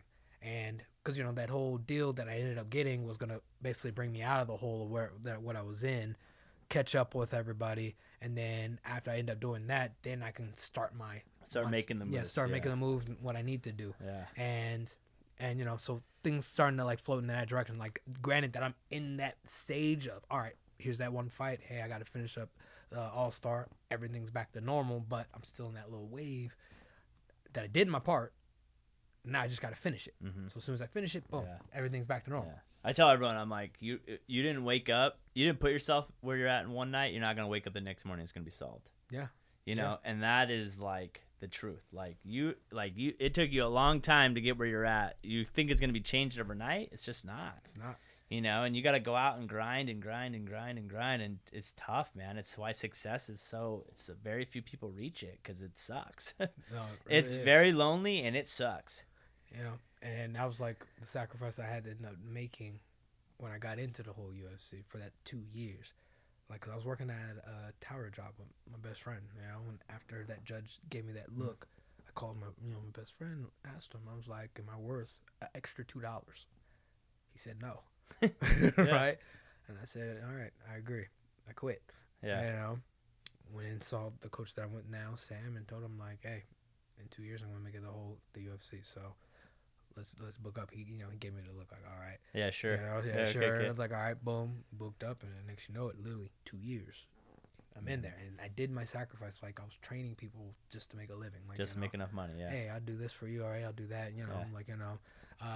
Sponsors at the time, where at first it was hard to get, but I'm winning, and then next you know it, all right, I'll be behind you. That's the worst part is when you're there. There, Everyone's there, but when Everybody's you when you need there, it, it's like, I need you now. Like, could you have been here 6 months ago when I needed that? Could have made everything different, Mhm.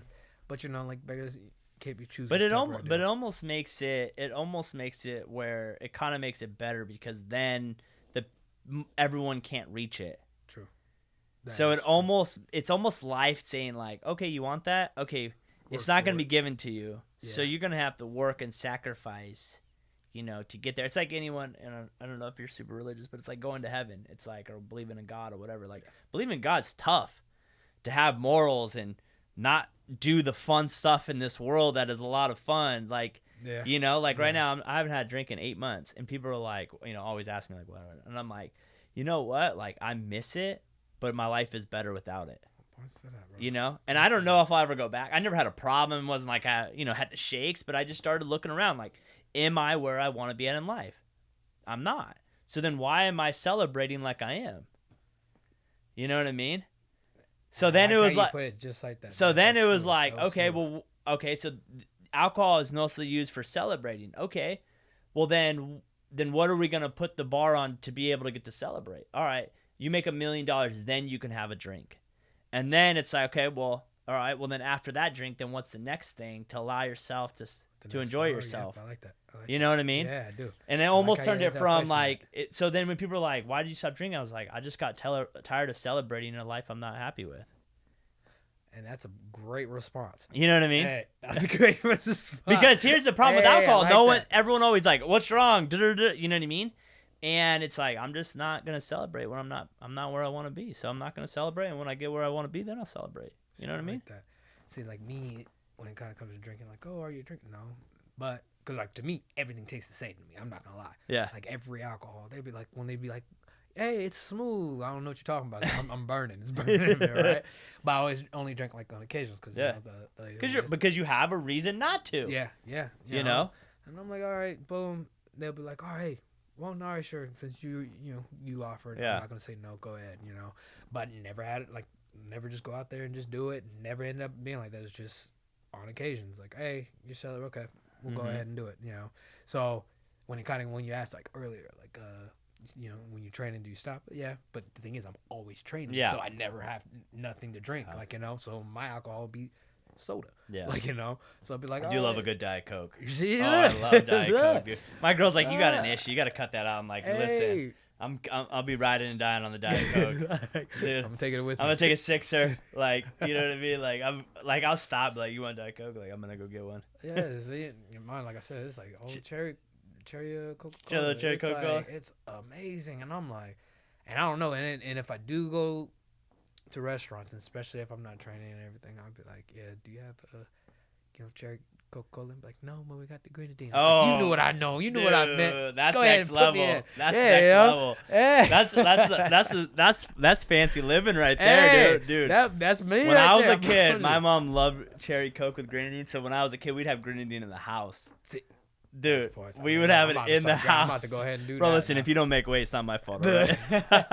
Don't be What blaming. happened to him? Be like, I'm he out here blew making up. my own, like- Got the cherry Coke with the grenadine at the house, dude. Hey, so it'd be always my go-to drink, and then and at first it was always Mountain Dew because they'd be like, all right, what's your favorite soda? And Mountain Dew, but I'm basically gravitating over to the cherry Coca-Cola. I'm like, hey, and they'd be like, yeah, we don't got Coke. I'm like, all right, I'll take Pepsi. Yeah. No, just put it in there. Yeah. So, but yeah, so it's like life to me right there. Yeah. Well, man, we've been doing this for an hour and a half. It's 5 o'clock. I gotta go give keys. I gotta go do my real job. It's so funny. So many people hit me up like, "Oh, I want to do a podcast." I'm like, "Okay, you want to do a podcast? Great. Well, then you got to be able to connect with anyone." Which I think you could be a great podcaster. See, you make me feel good. I think you could be a great podcaster. Like, I think you could do one. See, look, all right, I'm just sticking into it because, yeah. See, you make me. I feel think good. you could do like I think you could. I think it'd be All a right, good one. you sold me. I'm in. All right, he's in. I'm in. We're gonna go. God. We're gonna Baby, go skydive later today, and we're doing. Really? You know, it's funny. I have one of my best friends calls me. He calls yes man. Like he'll call me and be like, "Hey, you want to go here?" And be like, "Yeah, sure, let's do it." Like he's like, "I don't think you've ever said no." And I always say, I'm like, "Well, when you say no, you already know the outcome. But you say yes, you have no idea how great the outcome can be." Like Dude, that. see, I'll let you Bro. steal that one. I end up liking that because my cousin, he always does that. He'll ask me like, I don't even know why you asking me. Just Like, say yes. you already Yeah. know the answer. Just tell me when we going. When we like, leaving. Oh yeah, when we leaving. When are we leaving? I'm going. Like it's just like that. Dude, life's all about experience, man. You Yeah, gotta live it full to the facts. fullest, dude. Yeah, I'll tell you I that, love it. man. It is for me personally. It has become full. I don't care about clothes. I don't care about shoes, watches, none of that. Experiences is where it's at, dude. It's because that's what all you got, man. So thanks, man. What's the best way to people to follow you? Off of my Instagram, Day42, spelled DAII42. You know, that's my go-to, and I could end up sending out my like Twitter, but I'm Nah, like, man, yeah, yeah, I'm still sure. forgetting that. Yeah. So follow me on my Appreciate Instagram. it, man. Appreciate it. When's your fight? August 10th. August with 10th. BYB in Florida, Miami. And is it gonna be pay-per-view or how do people watch it? This one's going to be off of Bein Sport, so I'm going global. Global. Global. Dang, bro. Global Appreciate it, man. hands. Thank you. Can't wait for your podcast to start, man. Make sure you go follow him. Make sure you watch his fight. Support the locals. Until next time, guys. Peace.